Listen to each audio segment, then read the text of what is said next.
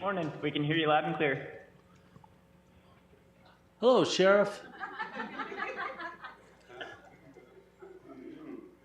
And are we good on YouTube? We have sound and everything today? Right on. Well, welcome everybody to our May 23rd regular meeting. It is 10 o'clock and we will start. Molly, you want to lead us in the pledge this morning? And then after the pledge, we'll have the invocation by Pastor Rory Groder's Restoration Church out of Payson. I think you're in Payson. So go ahead, Molly. Do I need to stand up here? No, you're good where you're at. Okay. I pledge allegiance to the flag of the United States of America and to the republic for which it stands, one nation, under God, indivisible, with liberty and justice for all.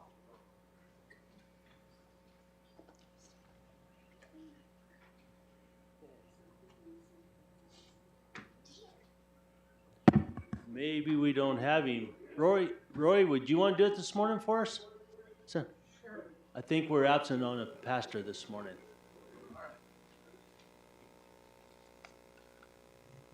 Lord, we come before you this morning in humility and thanks. Thank you for this beautiful country, the country we live in, the freedom, and the country we're able to worship with freedom in, and the freedom to self-govern. We pray for your wisdom today for the Board of Supervisors and the many decisions. We thank you for the people that are here and their interest in the youth and their interest in all of the population around Gila County. We ask that you bless this time in Jesus' name. Amen. Thank you, Roy.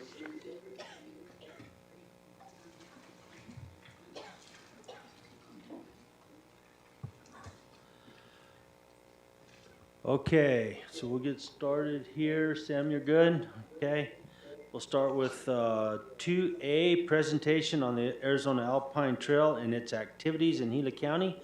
Mr. Jerry Smith. Jerry, if you want to step up there. Do we have a mic for that? It's a new one? Okay, good. Okay. Chairman Klein and Supervisor Christensen and Supervisor Humphrey, thank you for allowing me to be here today. My name is Jerry Smith. I'm president of the Arizona Alpine Trail. We're a 501c3, and we are an OHV, which is off-highway vehicle, meaning mostly side-by-sides and ATV type of equipment. But the trail is also suitable in places for hiking, equestrian, biking, almost all modes, Jeeps, cars can even go on part of it. You have a presentation there. I have another hat that I wear. I'm a council member in Pinetop Lakeside. So I know how boring it can get if I just read you the presentation that you've already have in front of you. So I'm going to spend my time outside of that, kind of filling in the gaps and giving everybody a chance to answer questions if they will. Our partner, first of all, the Arizona Alpine Trail is not a small undertaking. It goes from Payson to Hannigan Meadow. In that regard, we have a lot of partners, and I'll tell you about those in just a minute. But what we will be operating under is a master plan. It will look like this. It's about an inch thick. A master plan is generated by an engineering company, Logan Simpson, out of Tempe, Arizona. They have, we are in the process of contracting with them to do this kind of a document. Very comprehensive, covers the entire trail, covers all of the towns that are affected by this, the counties, the ranger districts, and everybody that's involved in this trail. They will be starting their process of generating this document once we get our grant to pay for it. Our major partner is Arizona State Parks and Trails. They have I'll call it a nice war chest of money. They receive money from each of the OHV stickers that, if you have an OHV, I'm sure you probably paid the $25. There's hundreds of thousands of these in the state, so you can imagine how much money comes in every year. Arizona State Parks and Trails loves to have a designated trail that they can spend their money on. You also have to be a 501c3, which we are, and we have a grant pending for one of these master plans. They're over $300,000 to prepare because the engineering firms have to go through each of the trail sections, and we have to work out the difficulty of the trail section, who it is suitable for, and all of that. So that grant application has been made, and actually today at 1 o'clock is the hearing for the advisory council to state parks on that grant. I'll be tuning into that meeting after I leave here. We anticipate no problem getting that grant because state parks ask us to do it. They said, we want you to do this master plan. The master plan will show you the trail as it exists today. And we had a question from the audience a while ago about, well, when will it be open? Some of it will be open now because we are using existing Forest Service trails for the most part. Some county roads are involved, and I'll talk about how we as a trail can help the county with road maintenance. That process of getting the grant is underway, and we hope to have our grant funded probably in another month or two, month and a half, depending on how long the second and the third meetings and all of that take. So to give you an idea of the scope of this trail, as I said, it starts in Payson. It goes through the counties of Gila, and I'm proud to be here and tell you about it today. Coconino, I have met with Coconino. Navajo, I've met with Navajo supervisors also. Apache, I have a tentative date set to give them a briefing. And Greenlee County, which is where Hannigan Meadow is. And so I have met with all of those counties and given them the information, gotten feedback from them, and would like to hope that you all would welcome me and we would all be partners in this as we go forward. In addition to the counties, of course, there are lots of little towns and communities along the way. In your county, we start in Payson, and we have an A trail which goes from Payson to Hannigan Meadow, a B trail which goes from Hannigan Meadow back to Payson. Separately, it is a contiguous trail, 700 to 800 miles long. We want a designation of National Recreation Trail when we're done with this. We're going to apply for that. We think we can get it. If we do, from what I have read, we would probably be the longest contiguous national recreation trail in the country. Right now, it looks like the longest one that I can find is 500 miles, and we will exceed that.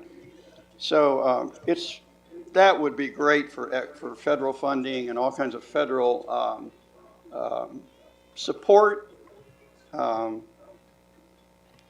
advertising information. Lot of people then from out of state could come to use the trail. Right now, we're kind of focusing on Arizona users for the trail. The economics are pretty staggering. People spend $5 billion on OHVs in the state. We think we're going to get about, on the trail, 275 machines, we'll call it, units on the trail. And of course, because it's so long, they're not going, it's not going to be a traffic jam. But there'll be a lot of people on the trail.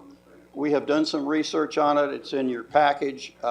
People spend about $300 a day when they're traveling. We do this a lot ourselves. Well, we travel to Utah. We travel to Colorado. We spend money at about $300 a day per machine when we're traveling. And usually we do 5 or 6 days. We're thinking that that's about the same level that this trail will see. And that's, in a summer, that might be $5 million worth of business for the small towns. And it's all small rural towns in Arizona. That's what's the nice thing about it. We're not talking about the state of Maricopa. We're talking about Gila County, Pumpkin Center, Young, getting additional revenue that they would not otherwise get from people using this trail. So as I kind of digressed there, I was saying the magnitude of it does include the towns of Payson, Jake's Corner, Pumpkin Center, Tonto Basin, Young, and then the trail goes up to Forest Lakes. And we will have sectors for marketing sections of the trail. So someone could do a loop. They could stage in Payson, do a loop all the way down through and back up through Young and across the Coconino then and back through Pine and Strawberry. Or they could do one through Pine Top Lakeside. In that area, they could go over to Springerville. They could maybe make a loop from Hannigan Meadow down through Alpine to Eager and back up. Or you'll have people who want to do the entire trail. It'll take them 10 days maybe to do the whole trail. Typically, people will ride 60 to 80 miles a day on these trips, and they'll stop in all the towns, and they will spend money at the restaurants, the hotels, gas stations, car washes, you name it. They're a tourist, and they will stop and buy tourist memorabilia also. So our partners in this is the National Forest Service for the most part. This time we don't go through any tribal land, state trust land, or BLM land. Now that can change in the future as the trail progresses and matures. It will change. Right now, we have some sections of the trail that are very dangerous, I think, in my opinion. There's 2 miles where we have to be on Highway 260 up by right where the Young Road hits 260. And the Forest Service has already given us a letter that says, please build a trail. Well, that bypasses the highway. So that's what this document will let us do. Once this master plan is in place, we can build a trail. We can bypass places. The trail does not go through very many towns directly, but it touches all these towns with connector trails. So it makes it easy. And we're trying to be good citizens. We know we create dust, we create noise, but we're working with all of the towns as we do this so that when we come into town, we're coming in where the town says, great, that's where we want you to be. We want you to be here and there. We also have the ability to build parking, staging areas for people to come in, park their units, Matter of fact, in Payson, Supervisor Christensen, we talked to the mayor and town manager there. They're looking to expand the parking area just west of the fairgrounds, and said, could we partner with them for some money with a grant? And we said, absolutely. That's exactly what state parks would like to do, is to help build places like that. So we're doing that in all of the counties. We think primarily Payson, Springerville, and maybe Pine Top and Show Low area would be good places for the first three. But we can build one pretty much anywhere. We could help with that. So we're dealing with, it's kind of interesting, but there are a lot of players in this because of the massive length of the trail. So in Gila County, we're dealing with Payson Ranger District and Tonto Basin Ranger District. And from there we go up to, coming on the A Trail up, it would be that way for you, up through Forest Lakes, and we hit the Black Mesa Ranger District in Apache Sitgreaves. The others were in Tonto. Then in Apache Sitgreaves, we also have Lakeside Ranger District, we have Springerville Ranger District, and we have Alpine Ranger District. So all of those are involved in pretty much the A Trail. The B Trail coming back, the same ones, except we take off at Forest Lakes and go through Coconino. So we're going to go up on top of the rim to the Coconino. So all of those ranger districts are on board. We've met with all of them, and we have a lot of. I'll just mention one other thing. I don't want to take too much of your time here, but we have state parks as our major player partner, but also all of the and the National Forest Ranger Districts are our partners. Game and Fish, the Eastern Arizona Trails Collaborative is a partner. ADOT, because we're touching highways, crossing highways. ADOT is involved. Tread lightly, leave no trace. There's a lot of partners that we have coming along here, and I'm hoping Gila County will soon join that group.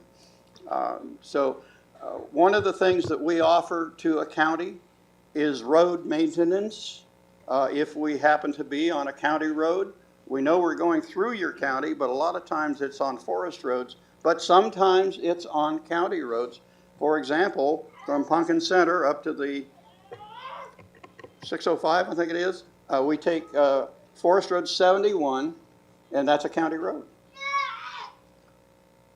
We're going to use that road, and we're going to maybe contribute to it getting rough in places and whatever. So what we propose to do is apply for a grant in partnership with you for maintenance. Maybe we can add a grading run or two a year for you, help you with that. Anything else we can do, parking areas, staging areas, that makes sense for the county, we'd be happy to work with you on that. As a partner, we would like something back. We would like your support. I will be sending you a letter requesting support from Gila County for the Arizona Alpine Trail. And we file these with our application just in case especially for the master plan for the grant application. They might say, well, you know, what about Gila? Did you talk to Gila County? I say, yep, here's my letter. You know, yeah, they're in support of the trail, and we'll do that also as we go after grants. We'll be partnering. You'll have to sign, approval, permission, and approval for those. And the other thing is that we're asking this effort does not happen without money.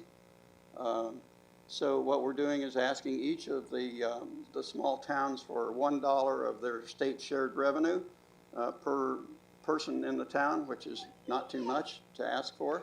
And also, we would ask each of the counties for some money. We're asking for Navajo County and Gila for $15,000. So I'll send you a letter requesting that, and however you feel so motivated. We are not fixed on that. We are negotiable, and we'd be happy to take anything you can give us. But that's what our letter will state.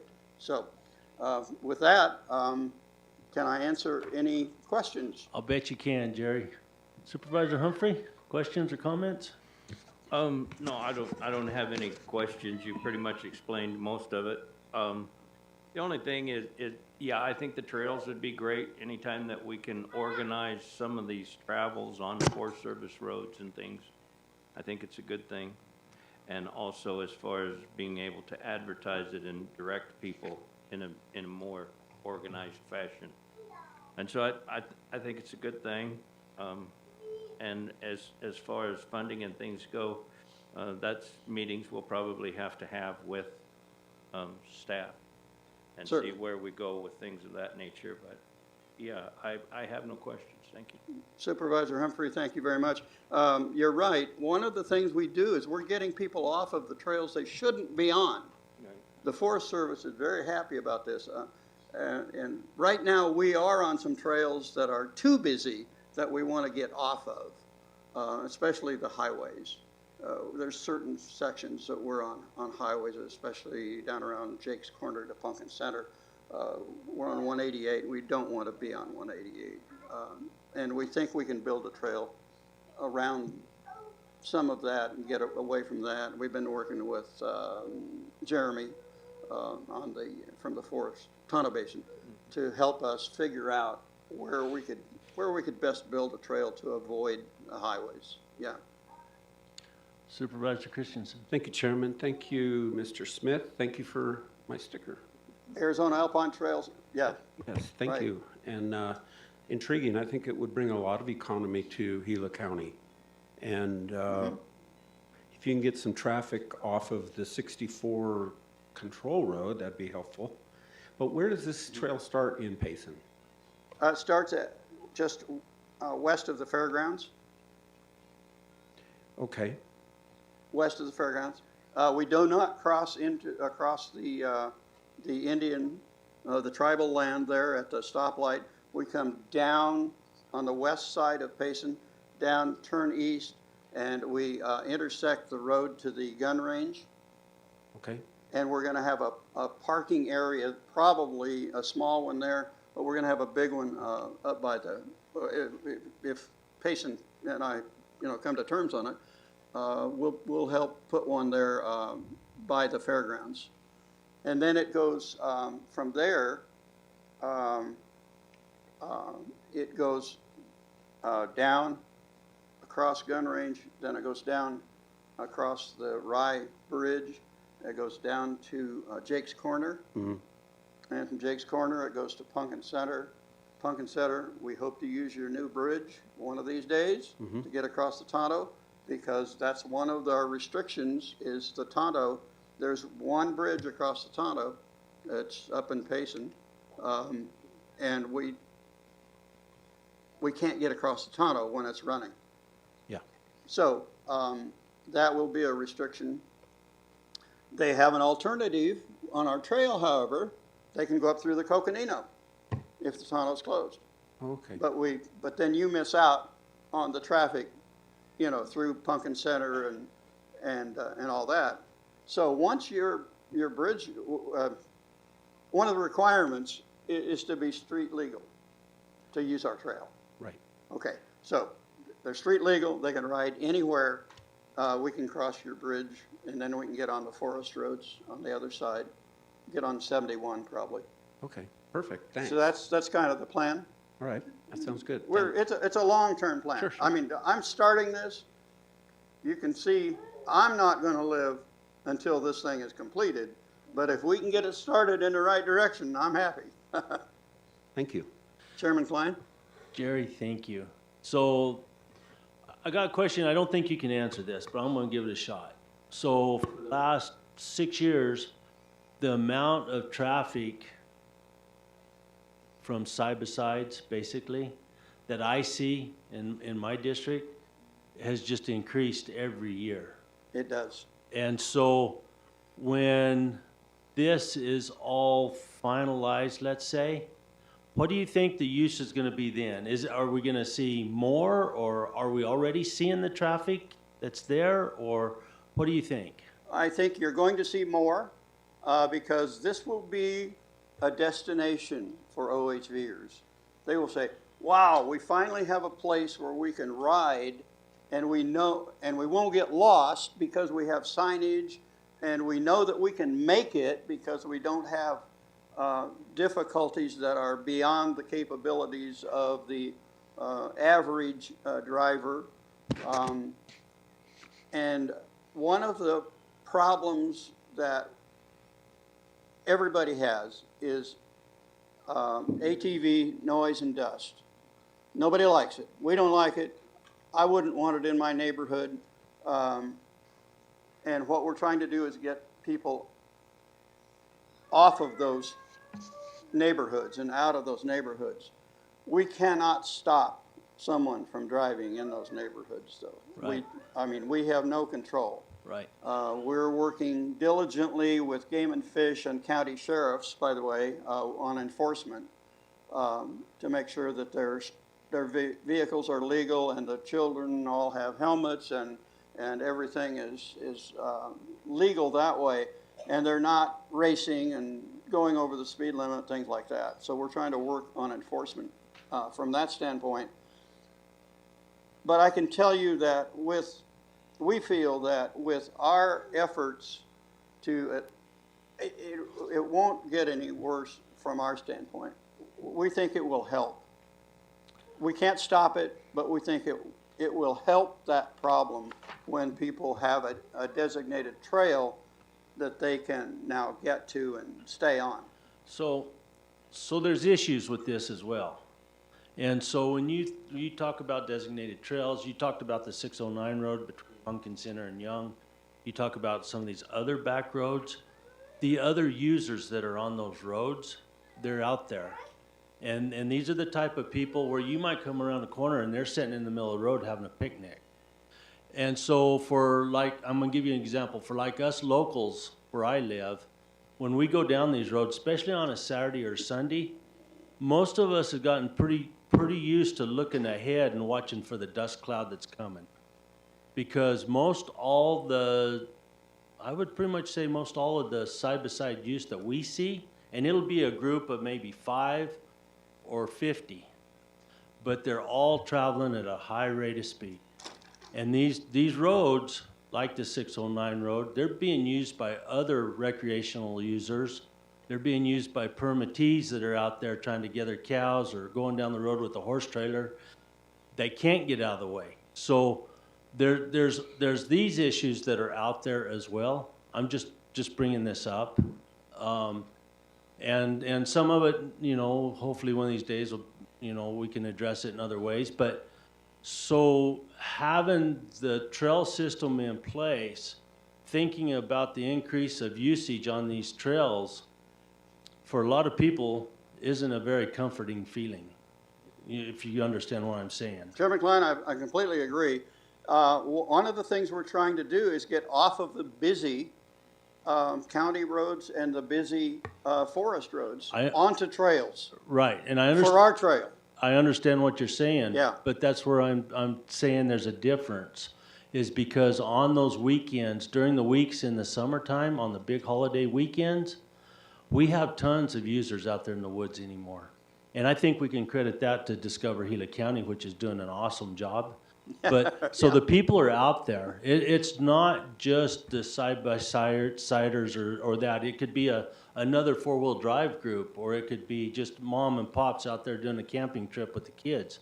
So there's a lot to be said. I'm not trying to discourage or throw anything in the kink in this idea, but I'm just saying there are issues with this as well as it begins to grow and become more. And that's where I would hope that a lot of these maybe a lot of these groups, these side-by-side groups, when they have their meetings, the leaders, whoever's putting it on will address some of this and say, hey, look, when we're on these roads, let's don't go down these two-track roads 50 miles an hour. And let's take it easy, because what you'll see in these groups, and I don't understand how this is fun, but I guess it is, the one in the lead is having the best time and view of their life. Everybody else behind them is pretty miserable, I can promise you. I mean, it's just dust. And so, but with that being said, those folks in the back that are coming up in the back, they don't have the visibility that that person in the front did. And when you start meeting other people on these back roads and whatnot, it becomes issues. So another thing, like I told you a while ago, I had a letter come through from Pine and Strawberry area saying, hey, you know, we're already pretty much busy and crowded on weekends. How does this help that? You know what I'm saying? And so there's other concerns out there that I think can be addressed. I really do. And I would hope that the users would be responsible and recognize that, hey, look, we're not the only ones on this trail today. Good point, Chairman Klein. And I would say in one respect that one of the things we'll do is we'll have people on the trail during the week, and maybe it'll help. You know, I know the weekends, we can't control the weekends. I wish we could, but we can't. Right. And yeah, if you're a ride leader, you're in the no dust zone, and you're in the look for all the wildlife zone. Right. And everybody else behind you is got face masks. You know, They're covered. They got covered and everything because of the dust. So one of the things, another thing I'm going to throw out there, and Yeah. I'm just throwing these out there because we can all see the good parts of this, but we don't talk about the other side of it either. When you get in these remote areas, whether it's someplace like Pumpkin Center, Tonto Basin, or it's in Young, you have these small rural fire departments. They're everything that we have. That's it. There may only be 2 people on call that day or available that day.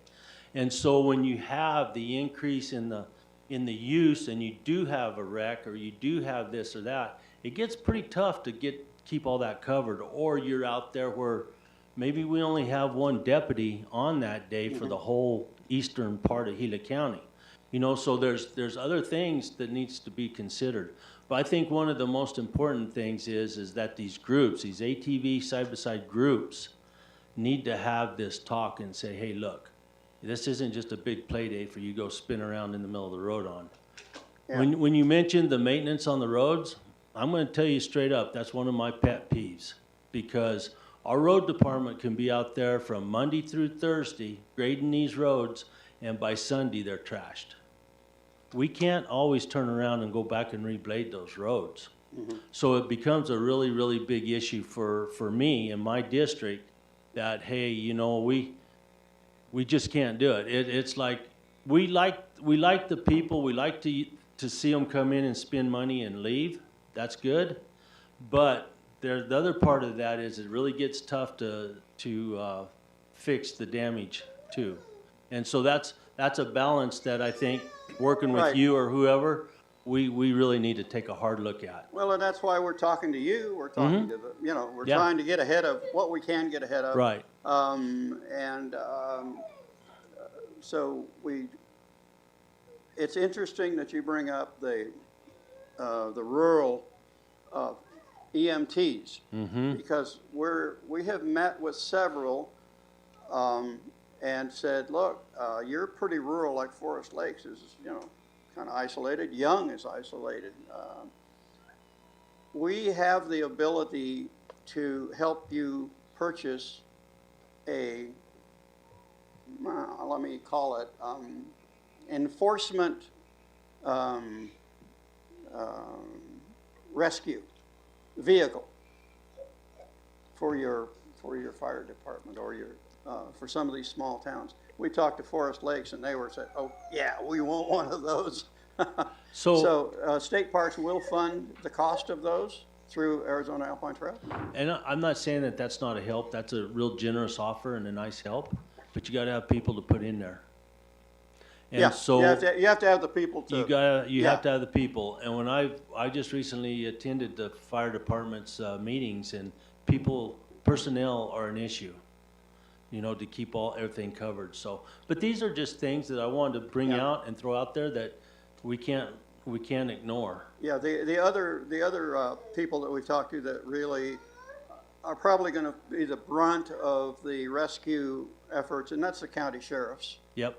And they're stretched so thin we've too. been meeting with Sheriff Klaus, of course, in my backyard. So we met with Sheriff Klaus, and he said he would start reaching out to each of the other county sheriffs so we can have the same conversations about how do we handle injury rescues and non-injury rescues, and Yep. the people who run out of gas, and Right. versus Jerry, thank you for the presentation today. Okay. And if neither one of you other supervisors have anything, why we'll move on. And I appreciate the time. I look forward to further discussions. All right. Thank you very much. Thank I you. appreciate your time. Yes. Okay.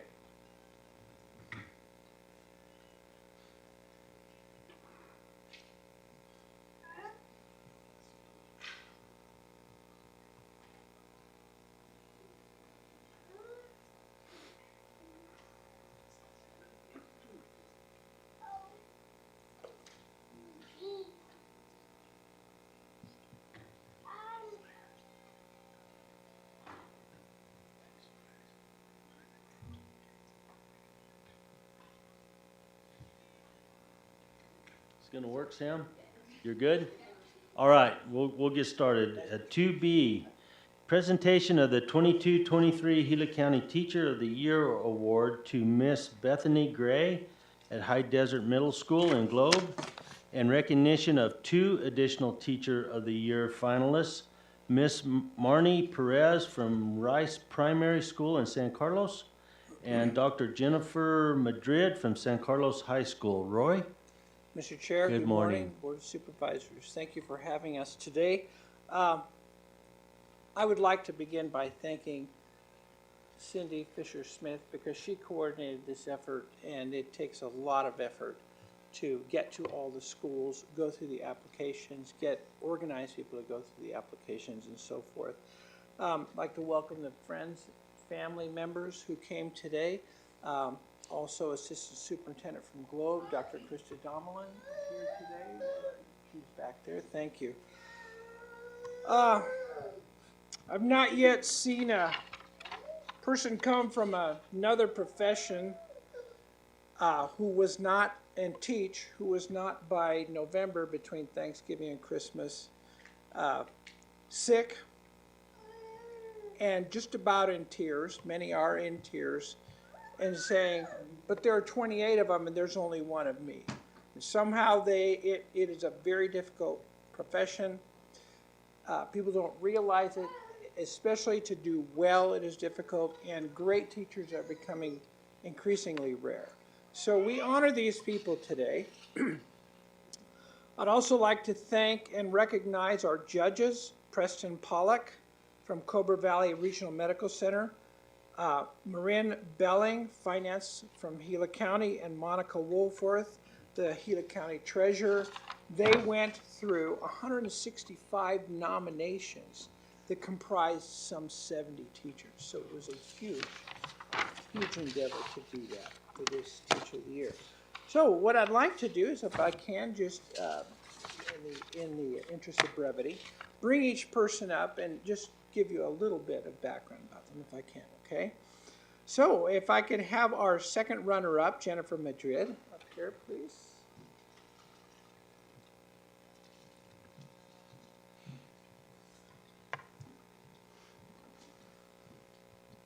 Mrs. Madrid has been teaching physics for 19 years, and in the past has worked as a research advisor, robotics coach, mentor, teacher, National Honor Society advisor, and project leader, and a biomedical science teacher.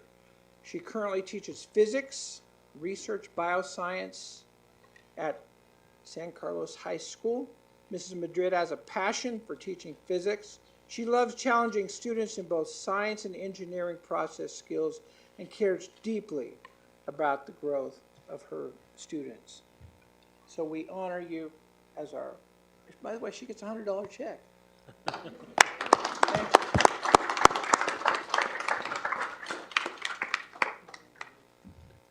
Roy, when we get all done here, can we gather everybody up as a group and have a picture? Oh, I would love that, please. Right on. That would be Good. great. Thank you. Our first runner-up, Marnie Perez.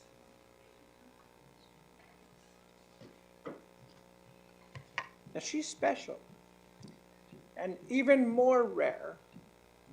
She is a special education teacher in preschool at Rice Primary Elementary School in San Carlos. She's been teaching for 21 years. She has a master's degree in special education and is presently teaching at San Carlos Rice Primary School as a special education teacher.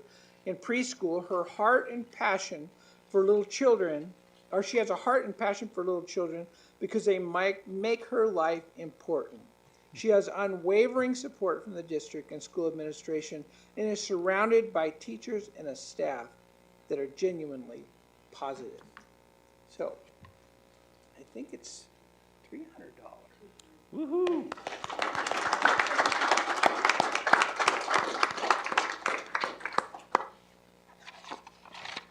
Bethany Gray, our Teacher of the Year for Gila County.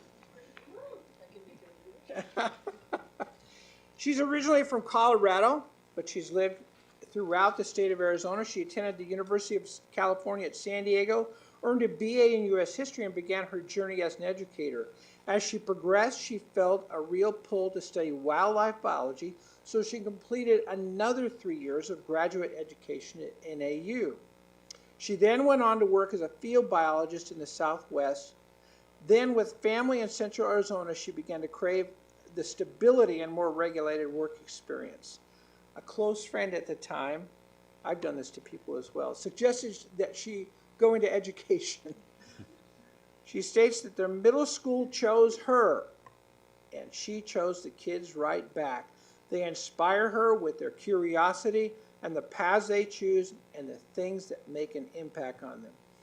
She finally feels like she found her home place here in teaching and was recently able to add a master's in education to her own education. Her first year in Globe has been utterly transformative. There's been a mixture of magic that is not duplicated elsewhere. She feels very lucky to be part of the team that works with these kids to connect them to the community and also make sure that they can see what awaits them in the world. And she'll receive a check for $100.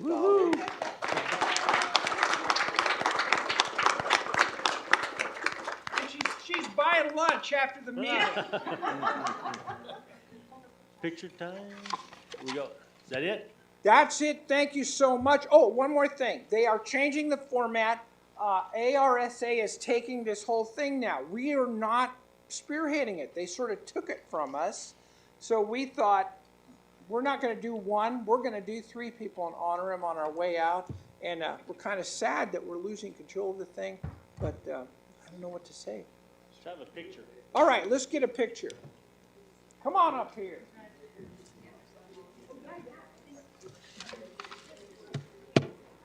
Could I get in one of your pictures?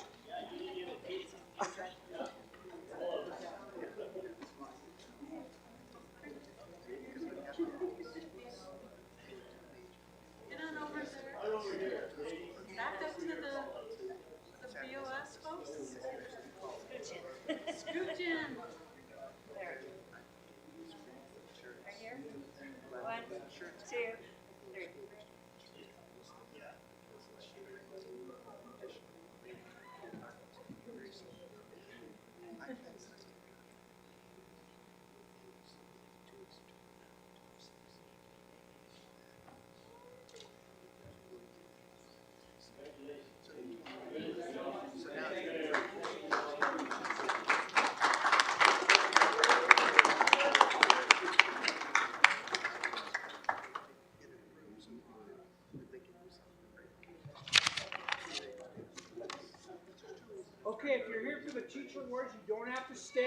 excused. The rest of you have to stay.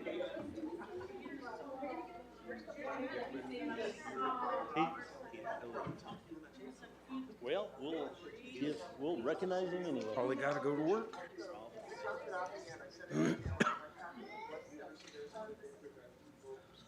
Ladies, are we good?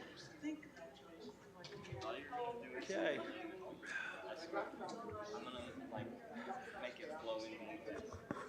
I'm gonna be like introduce themselves and what they do. Just say that. I'm gonna write it out so they'll turn on the system. No problem. A little bit. I'm trying. You're welcome. Thank you. Okay. Moving on to 2C, public recognition of one employee through the county spotlight on employees program as follows. John Digman and Erica. Good morning. Good morning, Mr. Chair, members of the board.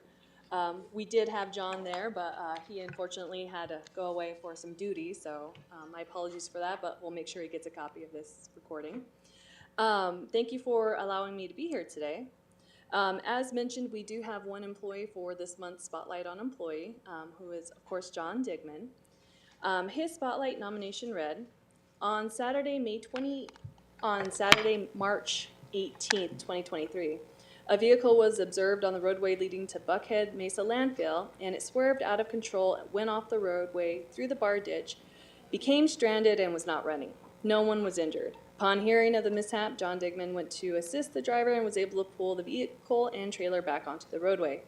John attempted to help in restarting the engine with gas that he had available, but to no avail. John then picked up a tow chain, which he then used to move the stranded vehicle to a safe and open area where the owner was able to take care of the rest.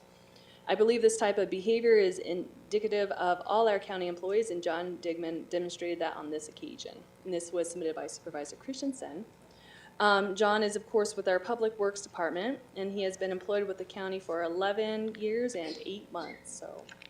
And that's all. Thank you, Erica. Supervisor Humphrey, comments? No, just thank you for the staff that we have and their willingness to help. Supervisor Christian? Thank you, Erica. Yeah, I did submit it because I witnessed it. But you know, this is not maybe unusual behavior. This is what we do at the county. And so I wanted to be him to be recognized for that, because he didn't just do something, he went out of his way to do it. So, thank you. Yeah, thanks for bringing this forward too, Erica, and it's good to see our folks doing this, so thank you very much. Exactly. Thank you. On to 3, public hearings. 3A. Information, discussion, action to adopt resolution number 23-05-05 to name East Birch Mountain Road in the Globe area. Tom, good morning, sir. Hey, good morning, Mr. Chairman, members of the board. The BHP Mines recently did some land divisions, and we have 2 homeowners going in there. Normally, our procedure is to consider just 2 homes, consider that a driveway. But given that this is nearly a mile-long driveway, it made sense to go ahead and name it. BHP also has some future expansions where it would be relevant. So we're bringing this to you today for your approval. I'll answer any questions you may have. Thank you, Tom. Supervisor Humphrey. I have no questions other than thank you for assisting it needing to be done if it needed to be done. So appreciate your work in it, because I understand you have a lot of things that you need to go by when you're addressing for 911 and everything else and road names. So Our pleasure. Thank you. Supervisor Christian. Thank you, Chairman. Thank you, Tom. I have no questions. Tom, thanks. Yeah, I'm good. So that I'd entertain a motion. Mr. Chair, I move to adopt resolution number 23-05-05. I'll second that. Having a motion and a second, all in. Is there an If issue? this is a public hearing, do you have Oh, it is. Thank you, Tom, for bringing that Jessica up. was already starting. Jessica's about ready to throw a pin at me. Okay. Hold that motion and let's open it for a public hearing. Is there anyone in Payson?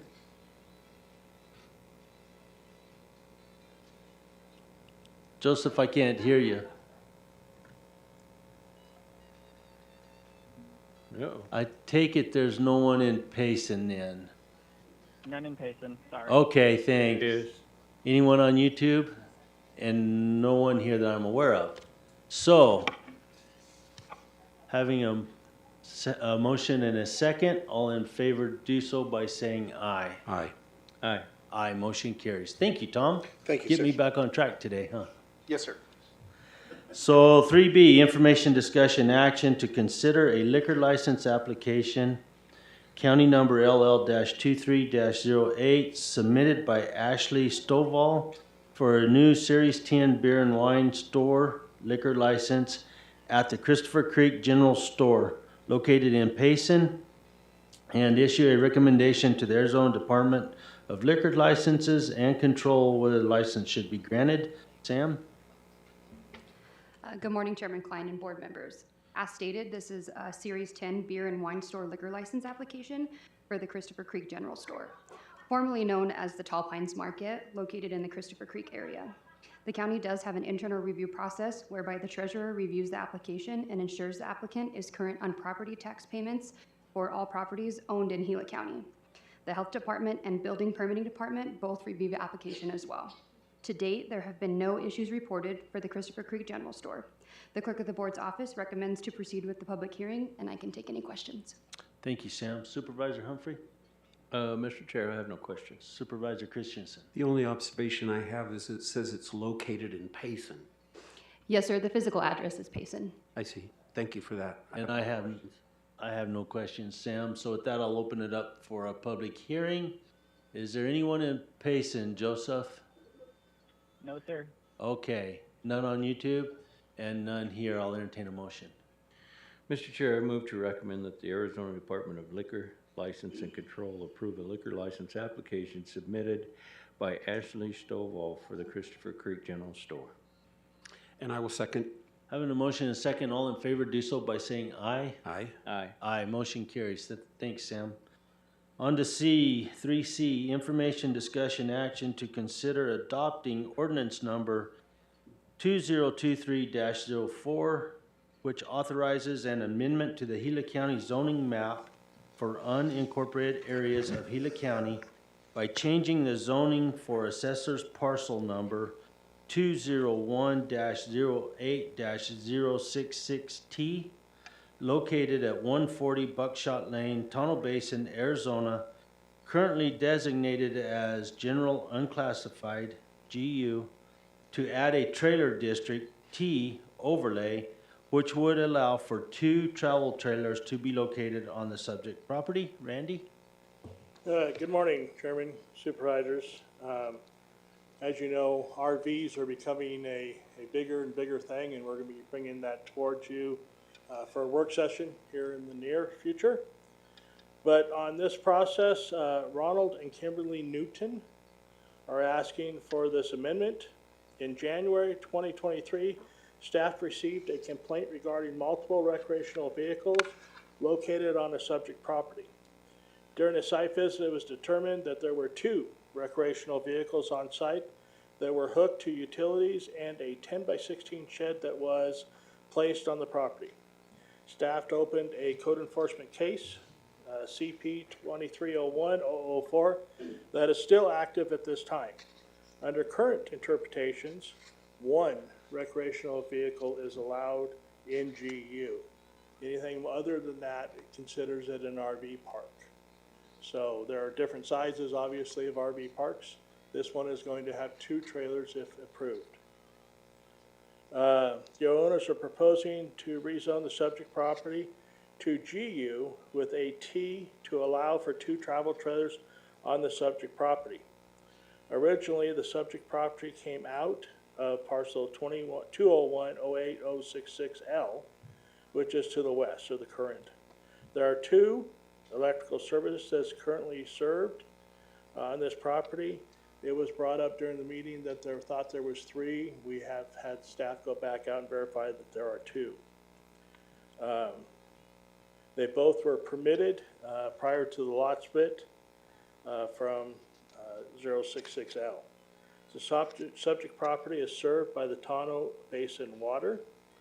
According to Gila County permit records, a septic system was installed on the property 2013 when the property was still part of 66L. The current septic system will accommodate the proposed use per the Gila County wastewater department. Gila County Planning and Zoning Commission at a duly noticed open public hearing held on April 20th, 2023, recommended denial of the Gila County Community Development Case number rezone P 2303001 with a vote of 3-1 with one commissioner abstaining. Reasons given to deny the commission were to remain original zoning of the property, and they believed it would be a negative precedence. For this May 2023 hearing, Board of Supervisors meeting legal ads were published on 5/2 and 5/3 in the Payson Roundup and the Silver Belt, respectively. In addition to a citizen participation meeting that was held on site with Mr. and Mrs. Newton on March 4th of 2023, 2 individuals in attendance per the Newtons. There were no concerns expressed by the neighbors. Mr. Newton also provided a form letter signed in favor of the rezoning. To date, the staff has received 1 call in support of the rezone, 2 emails of support for the rezone, 1 call opposing the rezone, 3 emails opposing from 2 separate people, and 2 individuals at the Planning and Zoning Commission meeting spoke in opposition to the rezone. The subject property is currently zoned GU, which allows for a variety of land uses: ranch, farming, residential, commercial, and recreational. Additionally, 1 recreational vehicle is allowed per the subject in GU under the current interpretation. The Gila County zoning ordinance defines a recreational vehicle park as a plot of ground on which 2 or more spaces with the required utilities improvements and located and maintained for occupancy by recreational vehicles as temporary living quarters for recreational and vacation purposes. The trailer district is a district to be combined with the current district density. This will allow mobile and manufactured homes. Additionally, the T overlay is used for recreational parks because that requires more than 1 RV to become a recreational park. Again, this ordinance would allow 2 trailers and 2 only.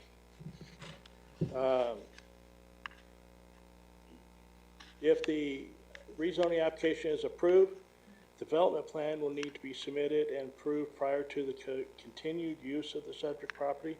This development plan is designed to address issues such as fences, trash, operational uses, lighting, and so on.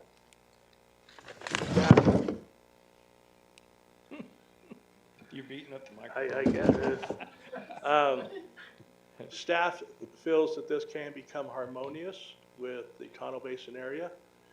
This neighborhood, though, I will state, has probably 80% houses and then some vacant property. Could be a little off on those percentages, but this is on Crappy Lane, Buckshot Lane, all those around there, and a lot of houses and then some empty lots. There are 7 conditions that would go with this that are in your ordinance that if you approve, that would be required for them to meet. With any of that, be more than happy to answer any questions that I can. Thank you, Randy. Supervisor Humphrey, your district. Yeah, Randy, I have a million questions but I'm not gonna ask them all right now. Thank you. But this is something that we're moving on creating ordinances for mini homes, fifth wheels, motorhomes, those kind of things. So that is something that we're moving forward with on adopting ordinances? Correct. Okay. And so that I'm very anxious for, because in my district right now, there's a lot of complaints of, from Roosevelt where somebody's got two motorhome, or two fifth wheels hooked up. So they've been told to unhook them and remove them, and other people. And so what gets me is if we do this overlay for one particular piece of property, then what is that gonna do to our overall picture if we say grandfather them in or give them an overlay, and then we create a structure for the county as far as these things go? Then are we gonna have to exclude this overlay that we did, or is it still gonna be in effect for whatever changes we create or ordinances that we build in the future? My understanding, and this would be a legal question more than zoning, that if it is in existence at the time of the new ordinance, then it would probably be existing and grandfathered in. If the new ordinance changes any of those requirements, then anyone after that would have to meet the new requirements. Again, I would refer that to legal to see if there's any variances on that interpretation. Okay, I just see if we do an ordinance for a piece of property with the square miles that we have in Gila County, I could see you up here pretty regular trying to pass an ordinance for their neighbor, and then their neighbor, and then pretty soon we're in another piece of property. And that is a concern, both staff and has been brought up by the public, that is an option. I mean, everyone in GU right now has that option. Right. And some have taken it, and some Right. have been approved, and some, I believe, have been denied. Right. So it is possible, sir, yes. Yeah, I guess I'm very anxious for us to work on ordinances because, 50 years ago, there weren't many homes, there weren't fifth wheels, there weren't some of these things that are now. So I think eventually we're going to have to create an environment and a structure for this type of living, because there's a lot of people going to many homes and things now that building has become extremely expensive. So I'm anxious for the ordinance, but I don't know that I'm anxious for continuance of overlays until we get the ordinance. But on this particular place, there is a septic on this property for those two fifth wheels? Correct. And it has been approved by the wastewater division. Okay. Mr. Chair, I think I'm finished with questions for now. Supervisor Christensen. Thank you, Mr. Chairman. Thank you, Randy. So my general idea is that anyone that requests a zoning change, it has to make a lot of sense to me, rather than just look like a favor to a particular property. So planning and zoning denied it. We have more people opposed to it than support it. And the current property owners have been in violation of our current ordinance. Is that true? Correct. Okay, thank you. That's all I have. So Randy, in here, I guess I'm easily confused today, but it says authorizes an amendment to the Gila County zoning map for unincorporated areas of Gila County. So we're not just talking this property. So no, anytime a rezone is done, it's gonna affect that one property. So on the map, it'll show GU with a T overlay. It doesn't change it from GU, but anytime that the board approves a rezone, the map changes. So it's not changing Tonto Basin, it's not changing anything other than this specific property, that if it's allowed, to allow for the T overlay. Yeah, that's confusing as hell to me, so. But I agree with Supervisor Humphrey. I think this is a bigger issue, and I think time is of the essence on this, because things have changed in the last few years. There's more and more people living in what we call RVs. There's more and more people putting more money in RVs than you are stick-built homes. And so, I think, to me, it's something that we need to address as a county, honestly. And I will tell you, in doing some research on all this, all the counties are having issues with RVs. Mr. O'Driscoll has us coming to a work session, hopefully in June, I believe, that, to bring to you to make sure which kind of direction that you want staff to take in this area. Because it is overwhelming. A lot of people believe, you know, if you talk to some of the current residents in Tano, it's made for next to the lake. I can have as many RVs, and I should be able to have, you know, family come and we spend 20 RVs out here. You have the guy next door that spent $500,000 building a house, thinks they shouldn't have any RVs. So we will be coming for your direction on how you want staff to proceed with the ordinance. It is one of the big, there's like 4 big items, and that's one of them. And so we'll be coming for your directions here in the next month or so. Yeah, and I think that's real important from a county standpoint. For me personally, it's a pretty big struggle that I have, because I believe you buy the property, you're paying for it, you're paying taxes on it. I don't see a problem with the RVs. But I believe that from a county standpoint, we have a bigger issue to tackle than just a particular property right now. I would agree. So with that, I'd open up the public hearing. Do we have anybody in Payson, Joseph, for the public hearing? Yes, sir, we do. Okay.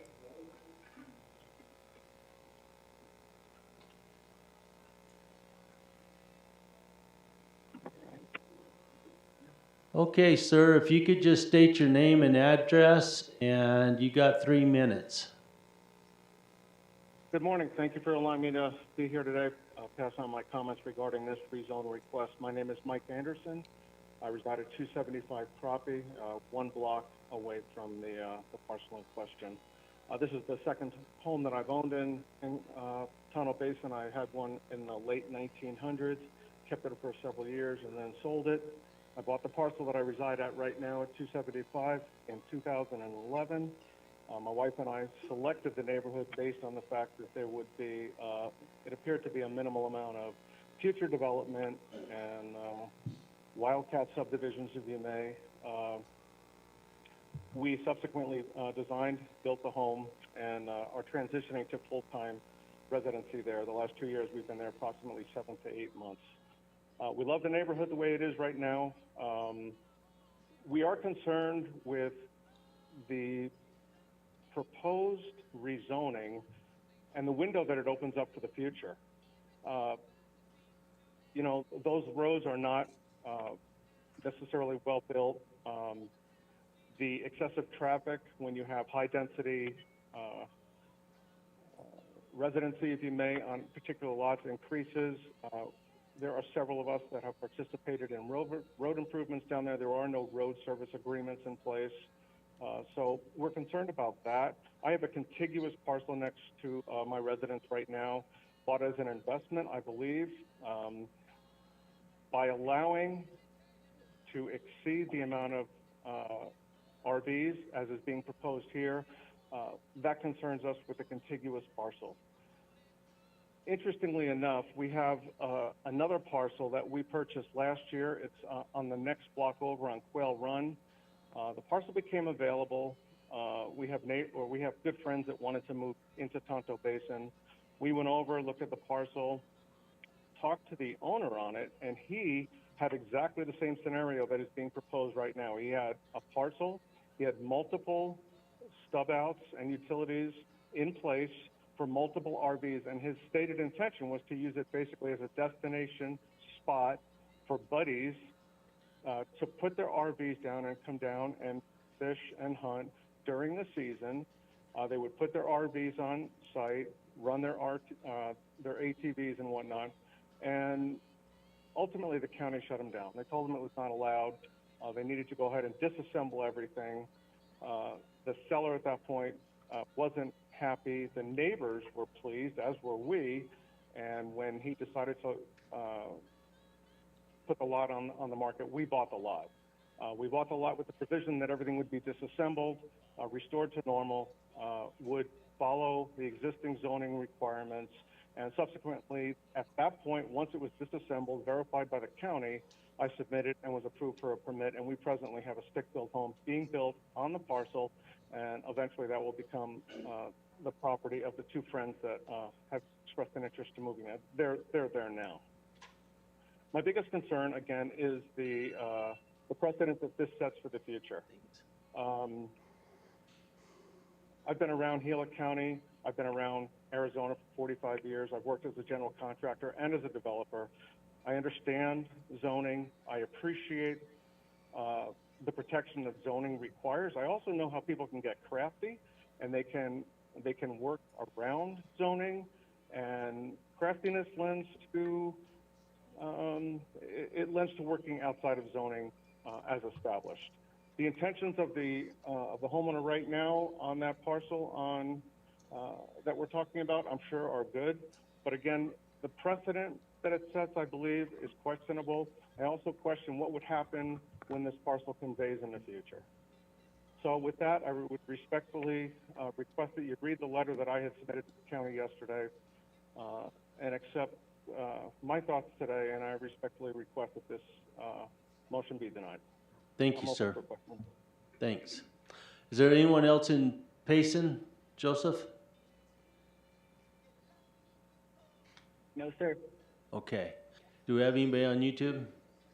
And is there anyone here? There is no one here, so I'll close the public meeting hearing and entertain a motion. Mr. Chairman, I will move to deny the adoption of ordinance number 2023-04. Mr. Chair, with comment that the future's coming, and we're going to have to make ordinances for the future. And it's probably going to include some mini homes and things of that, so people in Gila County know going forward that eventually we're going to need to create something to allow that type of living. But for now, I will second the motion. Okay, having a motion and a second, all in favor do so by saying aye. Aye. Aye. Aye, motion carries. Denied. Thank you, Randy. Oh, you got one more. Yes, sir. Information, discussion, action to adopt resolution number 23-05-03, which approves Gila County Community Development Case Number CUPP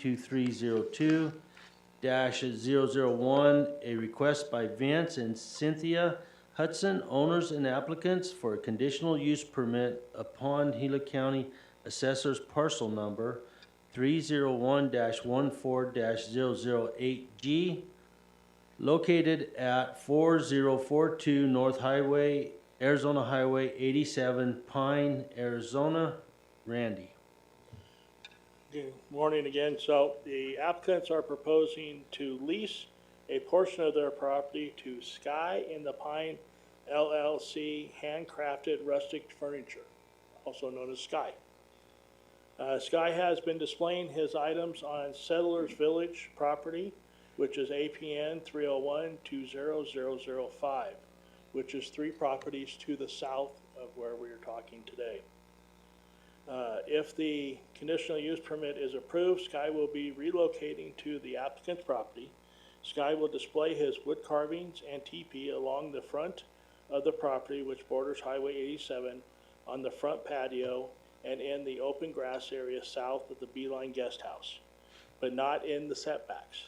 The applicants will be using the existing downstairs front great room of the Beeline Guest House, about approximately 572 square feet, as a gallery to display Sky's furniture. They wish to use the half bathroom of the Beeline Guest House, which is located right off the gallery, as a public ADA restroom, if approved, by Gila County Wastewater and the Building Department. Per the applicants, this will be a retail-only site. There will be no wood carving processes on site. All retail sales will be inside the gallery, as required by Gila County zoning and conditional use permit. During the pre-application meeting that was held with the applicants, it was determined by the Gila County Wastewater Department the current septic system is not large enough to accommodate the proposed use. The applicants will need to install a new septic system with a large enough to accommodate the proposed use. Additionally, since the public will be utilizing the restroom facilities, they will need to make it ADA compliant. Wastewater and building plans will need to be submitted for review and approval. The subject property is located on Highway 87 along a multifunctional corridor in Pine, Arizona. Ingress and egress to the site will be off Highway 87 with an ADOT permit and approval for a new driveway. Highway 87 is highly traveled as is. Parking for the retail business will require to meet Gila County zoning ordinances. On-site parking shown in the proposed site plan provided by the applicants may or may not. We're currently working with them on doing that. The Gila County Planning and Zoning Commission, at a duly noticed public hearing held on April 20th, 2023, recommended approval for the Gila County Community Development Case CUPP 2302-001, but has specific retail businesses and after prerequisite conditions are met and contingent on compliance with other conditionals listed.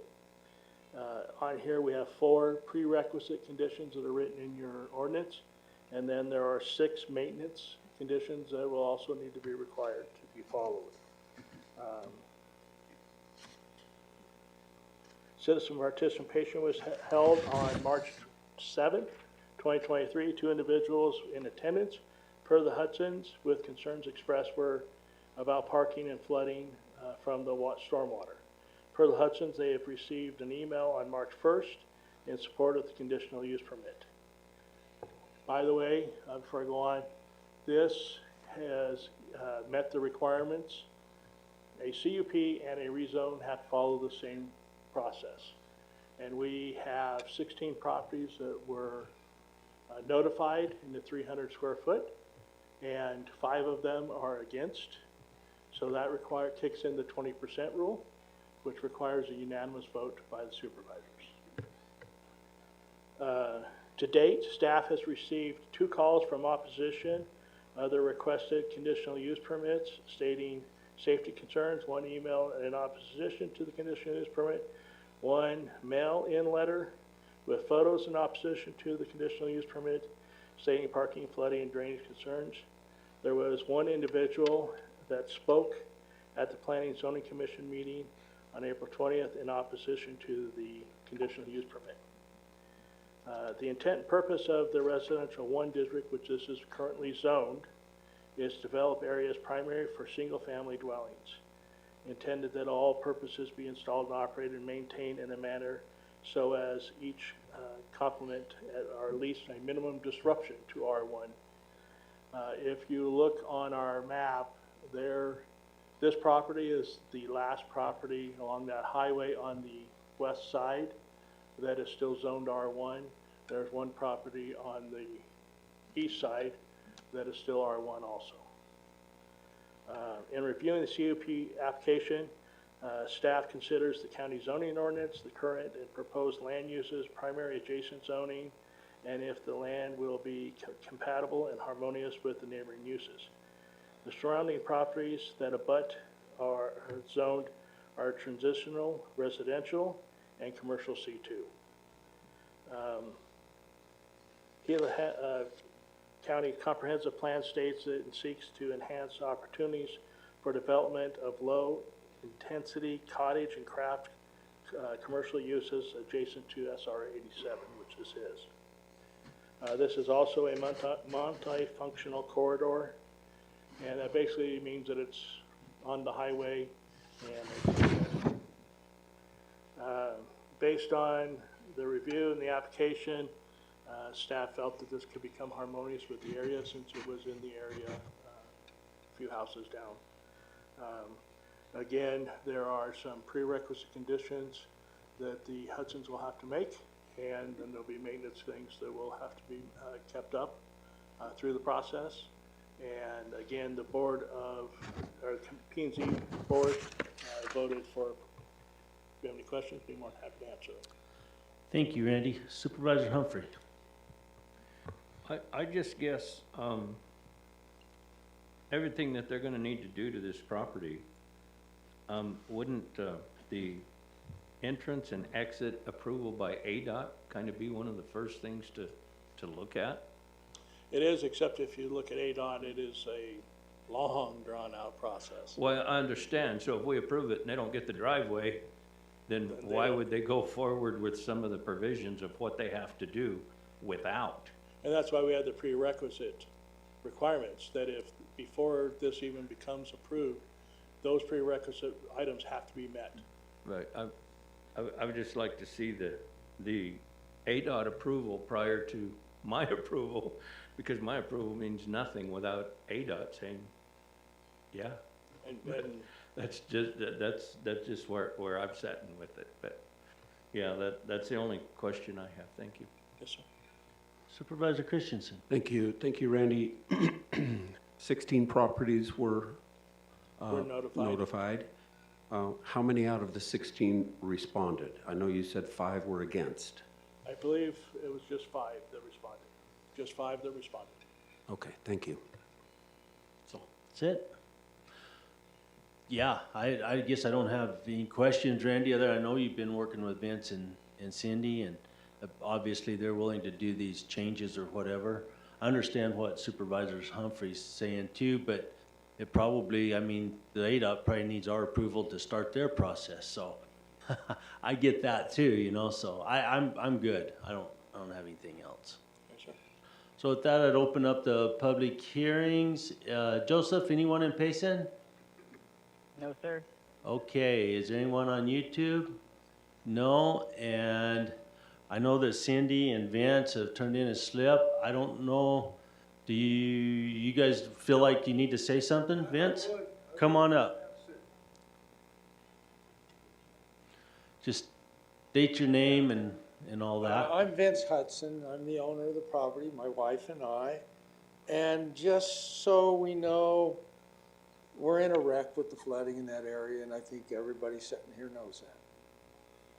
We're on a property that was divided out of several parcels that we don't have legal access to Highway 87, but yet the county allowed the recordation of the splits to cause that, okay? We are the ones that asked for the new approach. We went to ADOT and asked for the approach. We contacted the county, submitted our preliminary drawings and everything, stating and showing that. We want to get our property in compliance. Right now, we honestly are not, folks. And I mean, anybody sitting in here that's been doing the research, they know that. We're trying to do the right thing, not trying to negate, not trying to hide anything. And we've got other issues besides this that several of the parties there in Pine that's been there a long time have created. We've got our irrigation systems in the highway, which is not supposed to. Which, who put that in? Pine Ice and the Randall family. So Vince, we need to stay on topic here. Okay. Because it's real So, important. and I agree. If we don't redo our driveway down to the southern part, okay, because where it's at today, with our house there, there's not enough room for the driveway. It's gotta be at least 20 feet. That's why when this guy came to us, cause he was getting evicted from the other property, we said, okay, but these are the things we gotta do. We were the ones that contacted ADOT. ADOT didn't contact us. So we're trying to do the right thing in this application and get the property in compliance with your guys' rules and regulations. We're not trying to deny nothing or hide nothing, absolutely not. So, do we need to have your approval to get theirs? Do we need to have theirs to get yours? You know, I'm gonna be honest with you. Both of us look at each other, we don't know. They won't say, it doesn't seem like no one's saying here. So, honestly, I think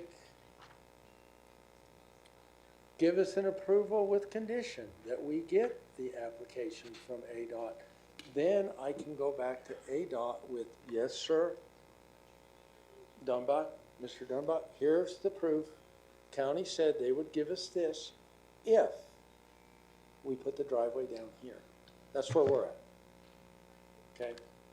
Sounds like a winner. We've already applied. Now, our application runs out Friday. If we don't No, have- they give you 60 days, but with the only last step we have. Cindy, you might need to come up Oh, here. I'm sorry. Yeah, she knows more about the dates. I'm sorry. Thanks. Just state your name, Cindy, And I'll be please. nice to the microphone. I won't even touch it. Yeah. Okay? Good. We already have the application in for the driveway permit with ADOT. We've gone through all the steps. All we're waiting for is an asphalt contractor, because ADOT requires that the approach be asphalted. So we have someone coming to give us a bid tomorrow. Tomorrow morning? Yeah. No, Wednesday morning. Wednesday morning. So we're already going through the process, but ADOT takes the time it takes. We all know that. They have told us we have everything else submitted.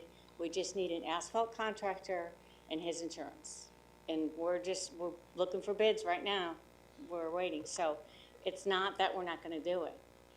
We know we need that. We not only need it for Sky to come there, but we need it because it's much safer than what we have now. And it goes along with county regulations, where the old one did not and does not still. So, we're working on it. But again, like you said, ADOT's waiting for approval from you. We're waiting for approval from ADOT. So, how's that someone's got to give somewhere and start the process. We've done everything we can do. We're just waiting for that contractor. And then they tell us that everything's in. So that's where we're at with that. Cindy, thank you. You're welcome. Appreciate Any that. other questions? No one else. I will close the public hearing part and entertain a motion. Mr. Chair, I move to adopt resolution number 23-05-03. I will second that. Having a motion and a second, all in favor do so by saying aye. Aye. Aye. Any opposed? Aye. I guess it died on that one. Sir? So. Didn't pass, guys. Thanks. Okay, moving on. Number 4, regular agenda items. We're gonna do a shift on this.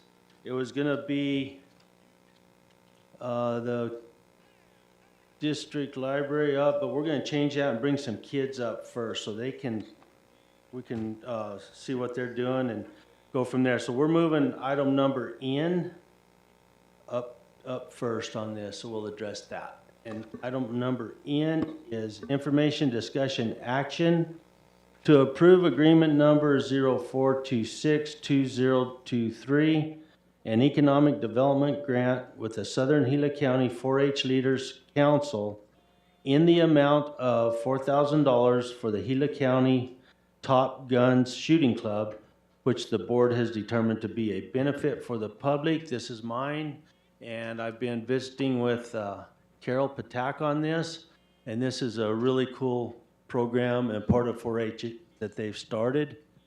And with that, Carol, I'm going to let you discuss this a little bit. Would you do that? Thank you. I'd be very happy to. Thank you to supervisors for allowing us to present. I'd like to bring up our 3 youth that are here with us today. AJ Scheibel. He is the co-leader of the group and actually the initiative behind starting this whole group last summer. And then we've got Sierra Orozco and Chantel Jordan. We started this group last June. We decided, and I'm going to let AJ talk a couple minutes about it, that he was very insistent that we needed a shooting sports group in Gila County because, let's face it, the youth in our organization, the youth in our county, to have something that's positive, to have something that's fun, to have something that they can get good at. We got going a little faster than what we expected. We started with 14 kids last June. As of October 1st, 2022, we went to 35, and we have a waiting list for this organization. So I'm going to let AJ take over the presentation about why he thinks shooting sports was important for Gila County and where these 3 young people are going and why they're all wearing matching shirts. Thank you, Carol. AJ, just let us know your full name and where you're from, please. My name's AJ Shively. I'm from Globe originally. I've lived here my whole life. Basically, we're coming here today. I have these wonderful shooters here. They know how to shoot guns very well. I've taught them a lot of what they know. I started this out. I taught a lot of younger kids as well.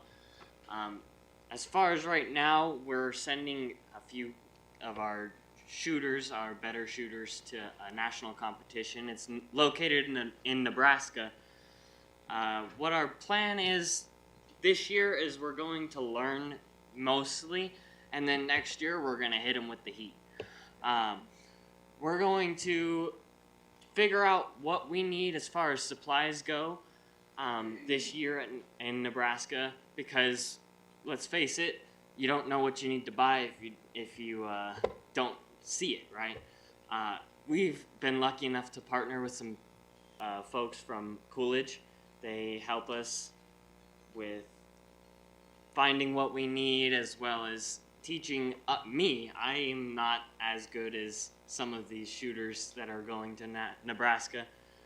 So they teach me as well, and I bring my knowledge back to Gila County to teach even from the 9-year-olds all the way up to, I believe Chantel is 16 or 17?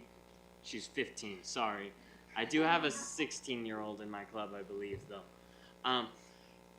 Basically, we're just here to show you guys that we're here, we're growing very fast, we're bringing education to your community about these firearms and how to basically handle them, because we want our younger generations to be knowledgeable. I'm going to let them introduce themselves as to what their names are and what they are going to Nebraska for. Thank you, AJ. Hi, my name is Sierra Orozco, and I am competing in the air pistol competition in Nebraska, and I am also one of the first in the state to go for air pistol. Cool deal. I'm Chantel Jordan, and I qualified for air rifle to go to nationals. Oh, good. Good deal. So in Arizona, we're actually sending a few teams. Gila County is lucky enough to be in 3 positions, or have 3 positions on the team going to Nebraska for Arizona. We're just that good, you know. Chantel's very good with her rifle. We shoot standing up a lot. It's very difficult. We're shooting, so they're pellet guns, but they're high precision pellet guns. So every 1/16 of an inch, right, that's a small measurement. Every 1/16 of an inch from all the way across the room, it could be first through probably 30th, right? There's going to be so many competitors down there in Nebraska. It's going to be a great competition, great learning experience, and I'm looking forward to what I can bring back to your community for you guys and all the knowledge that we're going to gain. Cool. I think that's all that we have, unless Carol would like to say anything else. Yeah, I'll just close out by saying I've learned to not underestimate these young people. I made the decision in February to send 8 of our shooters to the state championship with the intention of them going and getting the experience, seeing what we're heading, where we're going, and that was my idea. And the 8 that I picked 2 juniors, 2 intermediates, and 4 seniors to go. And I picked them because they showed up for practice. I picked them because they were safe, that I knew I could sign off. They could kind of hit stuff downrange, and that wasn't the primary criteria, but mostly because they had a great attitude.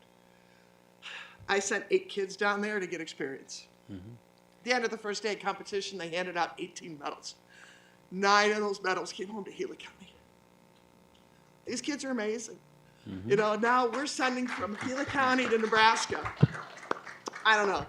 I'm going with them because I want to see what they're doing. You know, I'm amazed. They will compete both as an individual, and they will also compete as for the state of Arizona.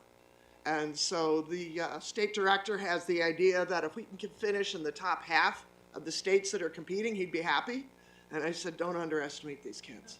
I sent them to state thinking that they were going to go down and get experience, and they came home with half the medals, including 2 championship buckles and qualified all 4 of our seniors for national competition.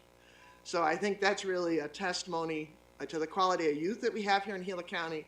They've been able to become more visible in the community. They had a dinner that they ran the whole dinner. They did a fantastic job, and the community just fell in love with them and has embraced them. And I think it's, you know, we need to bring out the positive that's in youth. And I happened to run into one of the high school teachers a couple weeks ago at the coffee shop, and she asked me if we had any Globe High School students going to the competition. I said, yes, we do. And I told her who the competitors were, and she said, I've noticed a difference in this young lady, that she's got a confidence, she's got a discipline. She says she's always been a sweet young lady, but she's really gained an air of confidence. And so we really appreciate the Board of Supervisors and the opportunity to present, because these really are truly remarkable young people, and there's so many more here in Gila County that we can help have that kind of a positive experience. So we just want to say thank you. Thank you, Carol. AJ, you ready for some questions? Yeah, go All for right, Supervisor Humphrey. I don't have any questions. I just, I think it's great what you're doing. And I want to thank you for giving us the opportunity to help you. And so let us help you in the future, because we're strong for the youth, or I am anyway. That's Supervisor the best Christensen. response ever. Thank you. Thank you, guys. I didn't know about this program until just now, but it makes me proud to know that you're putting a lot of effort toward this, and that it will build confidence, its skills, and everything. It's pretty easy to support the project that you guys are on. So good luck to you guys. Thank you, sir. This is really cool. You guys are doing an awesome job, and you bet we'll hopefully be behind you the whole way. So we'll see how it goes. Carol, once this is all done, let's get a picture with all you guys. Is that all right? That would be great. All right.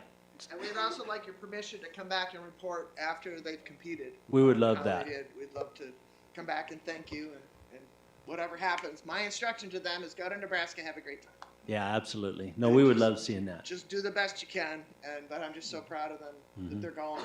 Gila County represents about 10% of the Arizona national team, and our program up here is less than a year old. Cool. Well, with that, I'd entertain a motion. Mr. Chair, I'll move to approve agreement number 0426, Senior Civil Deputy County Attorney 2023 with Southern Gila County 4-H Leaders Council in the amount of $4,000. That we have determined to be a benefit for. We have determined to be a benefit of the public. Do I have a second? Having a motion and a second, all in favor do so by saying aye. Aye. Aye. Aye, motion carries. Let's take a minute and get a picture.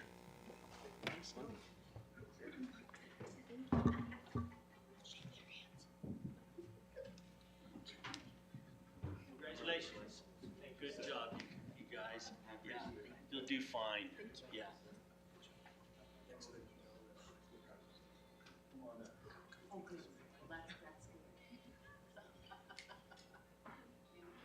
I'll let them go first, and then I'll.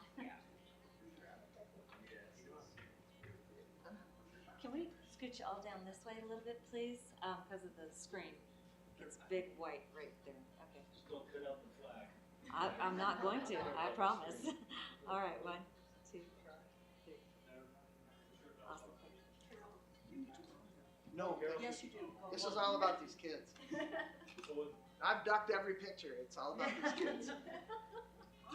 Sorry about the flash. You're gonna get in there. One more. 1, 2, 3. That looks good. Thank you. I'm just the adult that went along for the ride with AJ. Just being heard by you in these classes, more than precious. Thank you guys.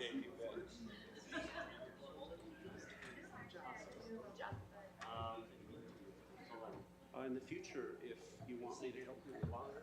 No, you can. Okay.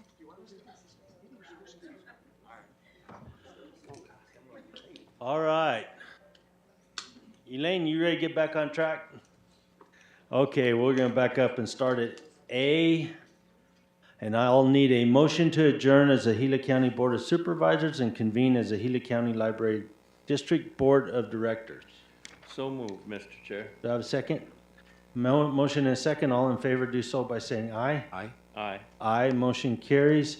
Information, discussion, action to authorize a submission and subsequent acceptance of the Saddlebrook Community Outreach Enrichment Program application by the Gila County Library District for a mini grant in the amount of $5,600 designated to Gila County for the Hayden Library for the period of June 1st, 23 to September 30th, 23.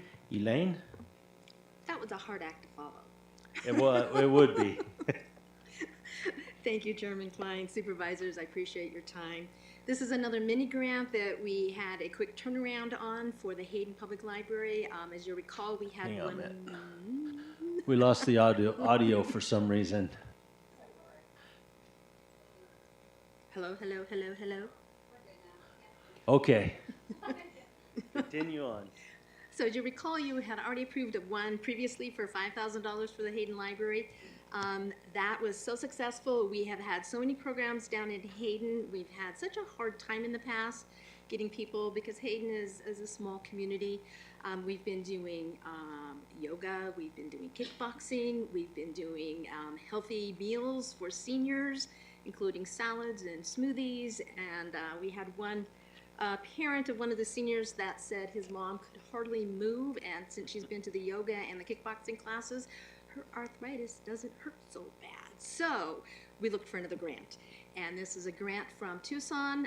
Saddlebrook Community is a volunteer program that gives grants for early literacy, for health enrichment, for the Copper Corridor, and we were awarded that. So we're asking for you to accept that, and if you have any questions, I'll be happy to answer. Thank you, Elaine. Supervisor Humphrey? I have no question. Supervisor Christensen? Thank you, Elaine. I have no questions. And neither do I. Thank you for doing this. Sure. With that, I'd entertain a motion. Mr. Chair, I'll move to authorize the submission and acceptance of the Saddlebrook Community Outreach Enrichment Program mini grant in the amount of $5,600 as presented. Mr. Chair, I'll second that. Having a motion and a second, all in favor do so by saying aye. Aye. Aye. Aye, motion carries. And I need a motion to adjourn as a Gila County Library District Board of Directors and reconvene as a Gila County Board of Supervisors. So moved, Mr. Chair. I will second that. Having a motion and a second, all in favor do so by saying aye. Aye. Aye. Aye, motion carries. Elaine, thank you. On to B, information, discussion, action to approve an agreement between the Arizona Department of Corrections, Rehabilitation and Reentry, ADCRR, agreement number 123-175-28, and Gila County Sheriff's Office to utilize a Correctional Officer Training Academy for the period of May 1st, 23 through May 1st, 24. Dennis, good morning. Good morning, Chairman, members of the board, ladies and gentlemen. Tighten up your cinch, I'll make this quick. We have to utilize other agencies to train our detention officers, and so we contract with folks around the state. In 2019, we had a contract with DOC, and that's the original agreement. All we're needing to do is to amend this, because now we're having to pay for each detention officer that we send to the academy, the $958, and then $21.50 a day for a lot of for the instructors, a lot of the tangible stuff that they use. So there is an original agreement out there, and this is just an amendment to that. This will be for a 1-year period, and for the remaining 4 years, we'll have to come before you to get approval for that. So what we are asking is that you approve this first-year contract with the Department of Corrections for training our detention officers for our detention facilities. Dennis, thank you. Supervisor Humphrey? I have no questions, Mr. Chair. Supervisor Christensen? Thank you, Dennis. No questions. Dennis, I'm good as well, so thanks. And with that, I'd entertain a motion. Mr. Chair, I move to approve Arizona Department of Corrections Rehabilitation and Reentry Agreement number 123-175-28 as presented. Mr. Chair, I'll second that. Having a motion and a second, all in favor do so by saying aye. Aye. Aye. Aye. Motion carries. On to C, information, discussion, action to approve the submittal of the court's fiscal year 24 field trainer grant application in the amount of $25,000 to the Arizona Supreme Court Administrative Office of the Courts. Jonathan? Good morning, Mr. Chairman, members of the board. Excuse me. Before you today is a grant application, as you stated. Before you take any action, I want to provide a brief accounting of the position itself. In 2015, a Superior Court reporter retired. Rather than rehire that position, court administration, my group, worked with then county administration and county human resources to reinstitute the field trainer position. Field trainer position offers benefits to all county courts and court offices, whereas the court reporter would have only positively impacted one single aspect of Superior Court operations. The field trainer acts as the court's training coordinator, ensuring compliance with continuing education requirements, as well as providing specific training to various areas of the court or upon request of a court or court office. For example, our field trainer right now is working pretty intensively with the clerk at the Hayden Magistrate Court to ensure we have good, adequate court services for that constituency. Field trainer also offers a general court-specific orientation to assist with the onboarding of new employees, rendering new hires more effective. Lastly, and perhaps most importantly, the field trainer acts as a liaison with the Administrative Office of the Courts and the rollout of new automation initiatives. As we've presented to the board over the years, we've often stressed that point. I'm not going to list all of those things now, but we do have several such initiatives underway, including digital evidence, which will ultimately replace paper exhibits in trials and hearings. In fact, the field trainer has been instrumental in our transition to paperless court operations with all of the added efficiencies and cost savings that accompany such a movement. The field trainer is funded by county general fund transfer of approximately $38,000, with this grant of $25,000 constituting the balance of those costs. The court reporter, however, would have cost approximately $100,000 in salary and employee-related expenses. The field trainer position has been included in the court's consolidated budget for over 7 years. And in short, we realize greater operational influence across the board at about a third of the cost to the county general fund. So with that, I'll take any questions. Thank you, Jonathan. Supervisor Humphrey. Mr. Chair, I have no questions. Supervisor Christensen. Thank you, Mr. Chair. And John, I have no questions. I'm good as well. Thank you. That would entertain a motion. Mr. Chair, I move to approve the submittal of an FY 2024 field training grant application in the amount of $25,000. And Mr. Chair, I will second that. Having a motion and a second, all in favor do so by saying aye. Aye. Aye. Aye. Motion carries. Thank you, Jonathan. Thank you. On to D, information, discussion, action to adopt resolution number 23-05-06, authorizing the sale of 1,260 square foot of assessor's parcel number 206-10-076 and the advertisement of the sale via auction in the county newspaper of record. Homer, good morning, sir. Good morning, Chair and board members. I think it is still morning, right? Or good afternoon. Barely still, yes. So we do have in the audience, one of the property owners, Kelly Spitzer is here. And I'd like to just, before I get started, explain that we've been working on this for quite a while. It first came to community development. They passed it on to Public Works. Public Works started to work on this as if it were vacating a road. But this is not vacating a road. This is the sale of real property, and there's very specific requirements for the sale of real property, and that's what this board item is about. So what happened is in 2020, a house fire occurred on 3714th East Bancroft Way. Property was surveyed May of 2021, and it was discovered that actually a portion of the fire damaged residence encroached on the abutting property, which happens to be owned by Gila County. In order to meet zoning requirements, the setback requirements, and obtain a building permit to repair the damage, the property owners are seeking to purchase the encroachment area from the county.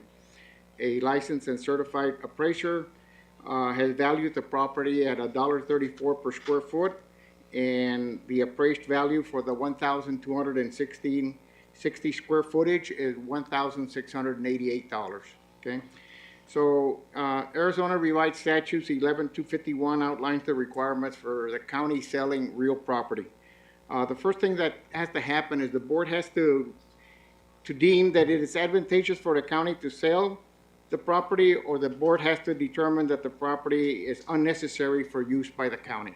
One or the other, or both. Number two, if the property for sale is real property, the board shall have the property appraised by a licensed appraiser. Item number three, the appraiser shall establish a market value of the property, and the purchase price shall be at least 90% of that market value. The last one is that a notice regarding the sale of the property shall be published in the county newspaper, and it shall contain, among other things, the appraised value, the minimum acceptable sales price, and of course the comment and the legal description of the property. That's kind of like the outline for the county to sell real property. Okay, and it's a procedure that we're using for this board item.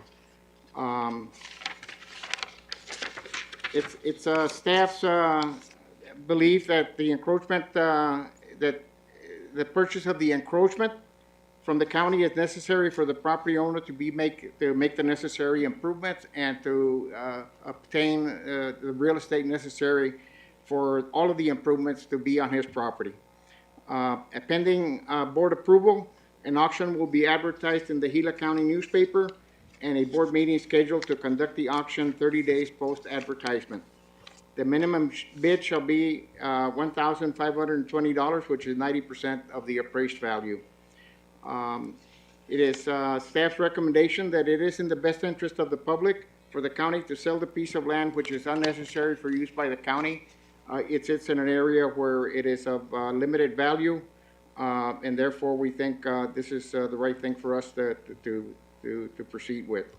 And it's that recommendation that we bring to you this morning, which is to adopt resolution number 230506. And with that, I'll take questions. Thank you, Homer. Supervisor Humphrey. Just one question, Homero, is there access to this property without crossing private property? Can you repeat the question, please? Is there access to the property going up for auction, other than crossing private property to get to that piece that's going up for auction? There is access both to the property that is purchasing, that little green triangle that you see up on the drawing, yes, sir, as well as to the county property. Both will have access. Okay, the reason for my question is if it goes up for auction, and there is access to the property, that there may be someone bidding on it that is not an adjacent property owner, was my concern, I guess. And so you pretty much asked and answered that, so I have no further questions. Thank you. Supervisor Christian. Thank you, Chairman. Thank you, Homero. This is a really odd situation. What if the homeowners are not the prevailing bid winner? What happens?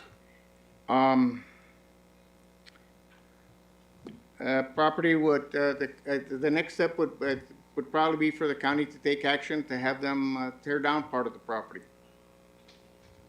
Okay. Was there mistakes made in the past by the county that resulted in this problem? I'm not sure that there was a mistake made by the county. Okay. There are many areas of the county where there is encroachments on roads. In this particular case, this is not a road, this is an adjoining county property. Sometimes I think it has to do with how well the property is surveyed, but I don't know, I didn't do the history as to who was responsible for the original error. Okay. It seemed like a very strange triangle for the county to own, but I think you've answered my questions. Thank you. Okay, Homer. So the triangle is what we're looking at selling these folks. Then what about the rest of the property to the right, over to the next red line that's up and down? Actually, the next three properties to the right belong to the county. So, okay, so my next question will be for you, Jeff. is there, I mean, when I look at this and I look at that triangle, I don't see any other person being interested in this property. But from our standpoint, is there any way that we can tie this down to where these are the only people that can buy this property? We had a lot of discussions about this, Homer and I, and the problem is that the statute says this has to be a public sale. And so if you begin to try to limit the people that can bid at the auction, you have eliminated the public sale. You no longer are complying with the statute. So this situation is that the county doesn't have to sell this property to the people that own the encroaching property. An error was made by them to build on the county's property. And the way that they can prevent somebody else buying this property is for them not to be outbid. We have to have a public auction in order to comply with the statute. So this would be actually an open auction, not just sealed bids or whatever? It has to be open to the public in order to comply with the statute. I know as I did my research and reading about all the requirements for the county selling property, somebody made the comment, they said, well, it looks like the legislature didn't want the county officers to be giving away county property to their friends. And that's why they wrote the statute this way. That was the comment that somebody made. It's very strict. When the county sells property, this has to be done by a public auction. Okay. All right, Homer, I think that's all the questions that I have. So with that, I'd entertain a motion. Mr. Chair, I move to adopt resolution number 23-05-06. Mr. Chair, I'll second that. Having a motion and a second, all in favor do so by saying aye. Aye. Aye. Aye, motion carries. Thank you, Homero. Thank you. All right, on to E. Information discussion action to approve an amendment number 1 to contract number 101122 with Meridian Engineering Company to increase the contract by $142,471.85 for a new contract amount of $2,943,567.85 and extend the term of the contract to July 28th. Homer? Thank you.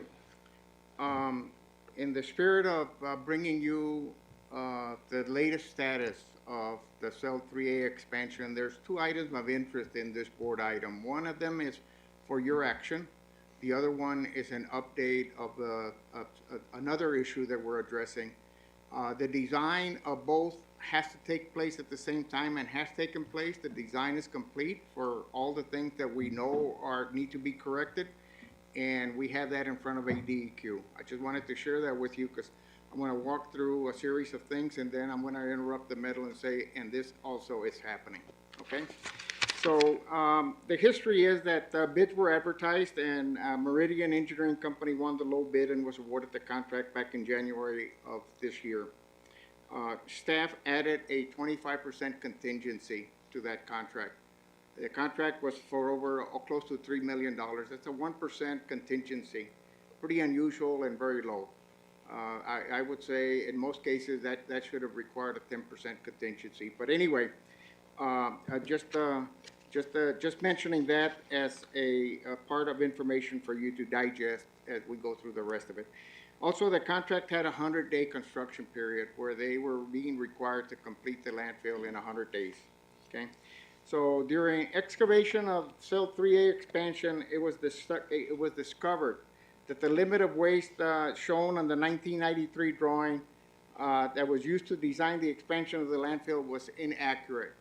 The simple way of saying that is people were dumping trash where they shouldn't have been dumping trash. They were dumping them outside of the limit of the existing landfill at the time, which can be referred to as stage 2.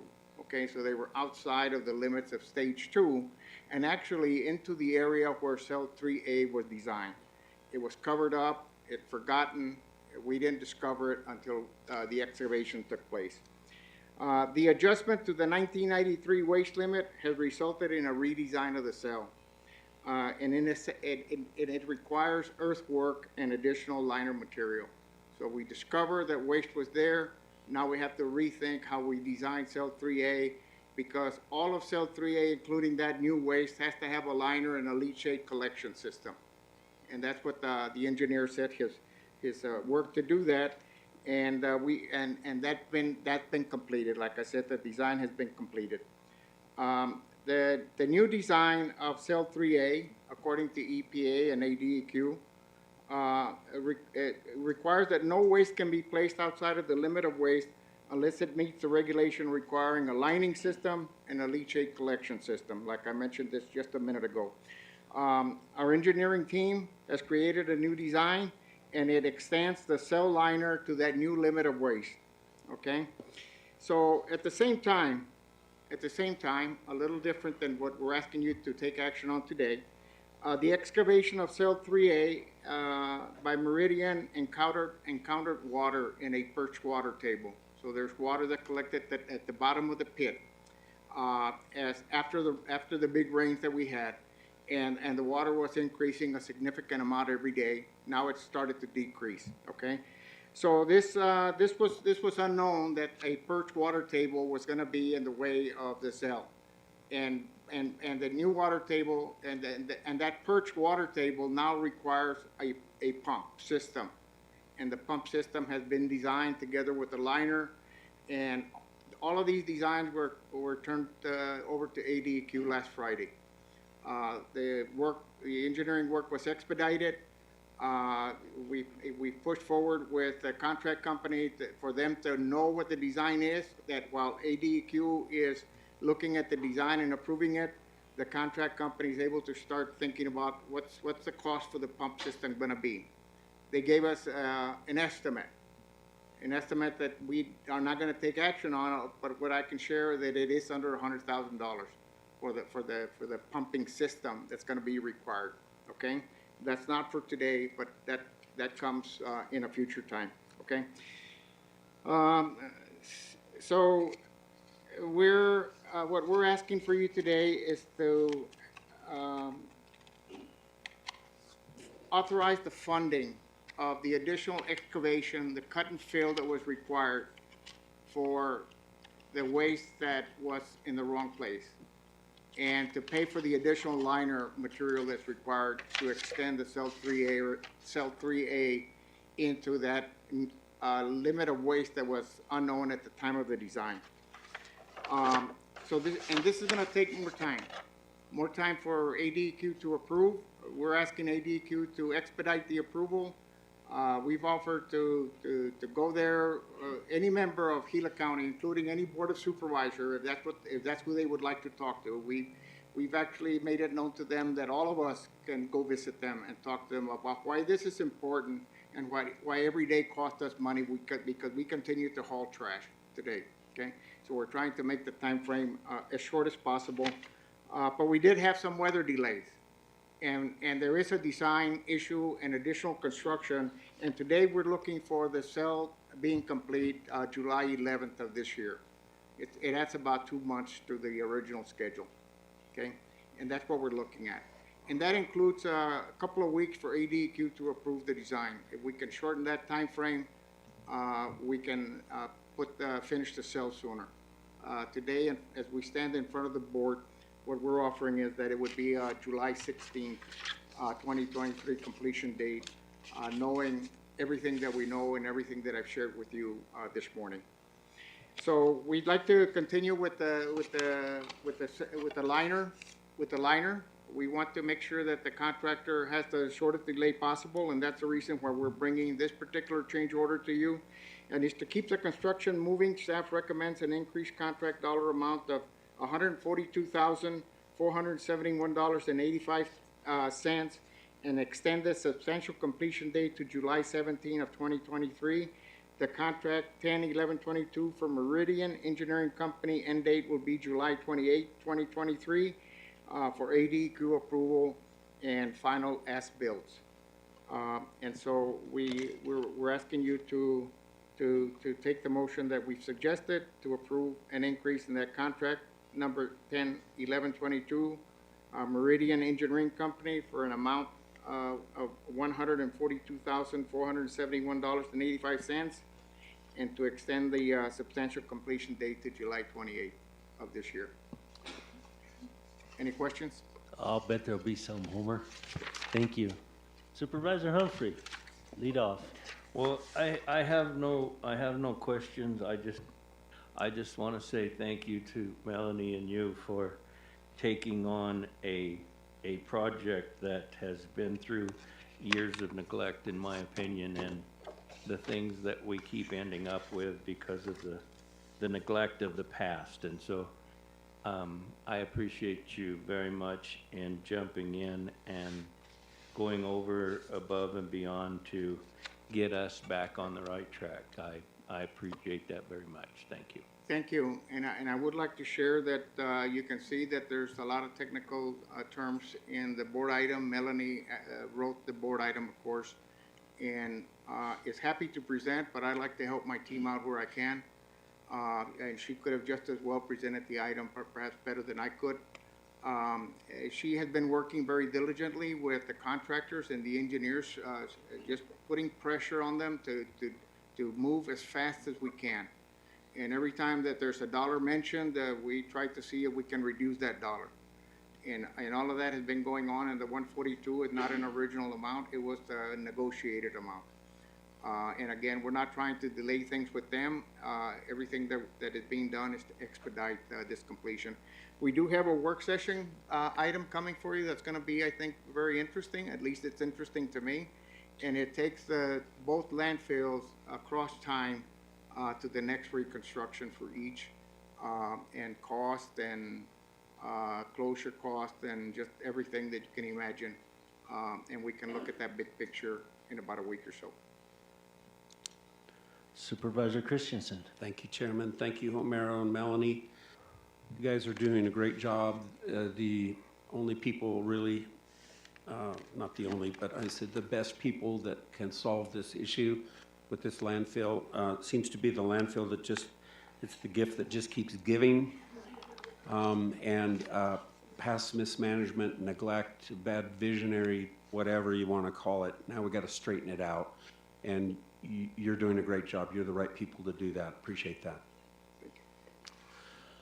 Yeah, Homer, I'll say same to both of you. It's a good job you guys are doing. My question is, okay, so this $142,000 is going to the contractor to fix this, right? So how much more money is it going to cost us in transporting our trash to Buckhead or to AJ? I think we've shared with you a number that was in the, helping Melanie if this is incorrect, $4,000 a day is what the transportation cost is. Okay, and so we're looking, how many days did you say this is going to extend? About 8 weeks, 6 days a week. So we're going to spend another substantial amount. Correct. Hauling stuff off. Okay, so the next question is, I got another one after that too, but so you're talking about this pumping system and putting it eventually in there to pump the water out? Where's the water going to go? Our detention basins. Okay, so it'll sit there and evaporate? Correct. Okay. Yeah, I might just space the third question, so. With that, I think, Homero, that's enough.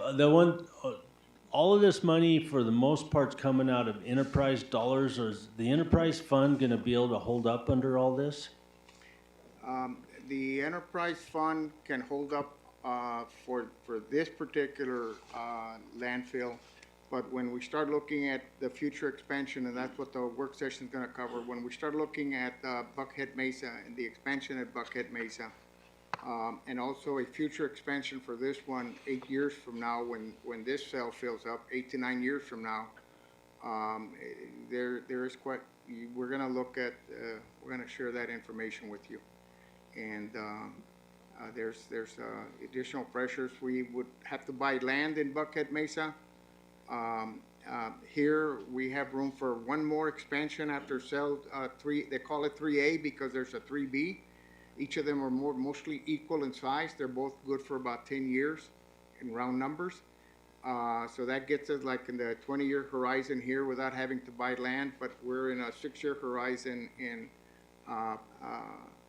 the Payson area to buy land. So there's pressure on the fees that we're currently collecting Okay. in the long term.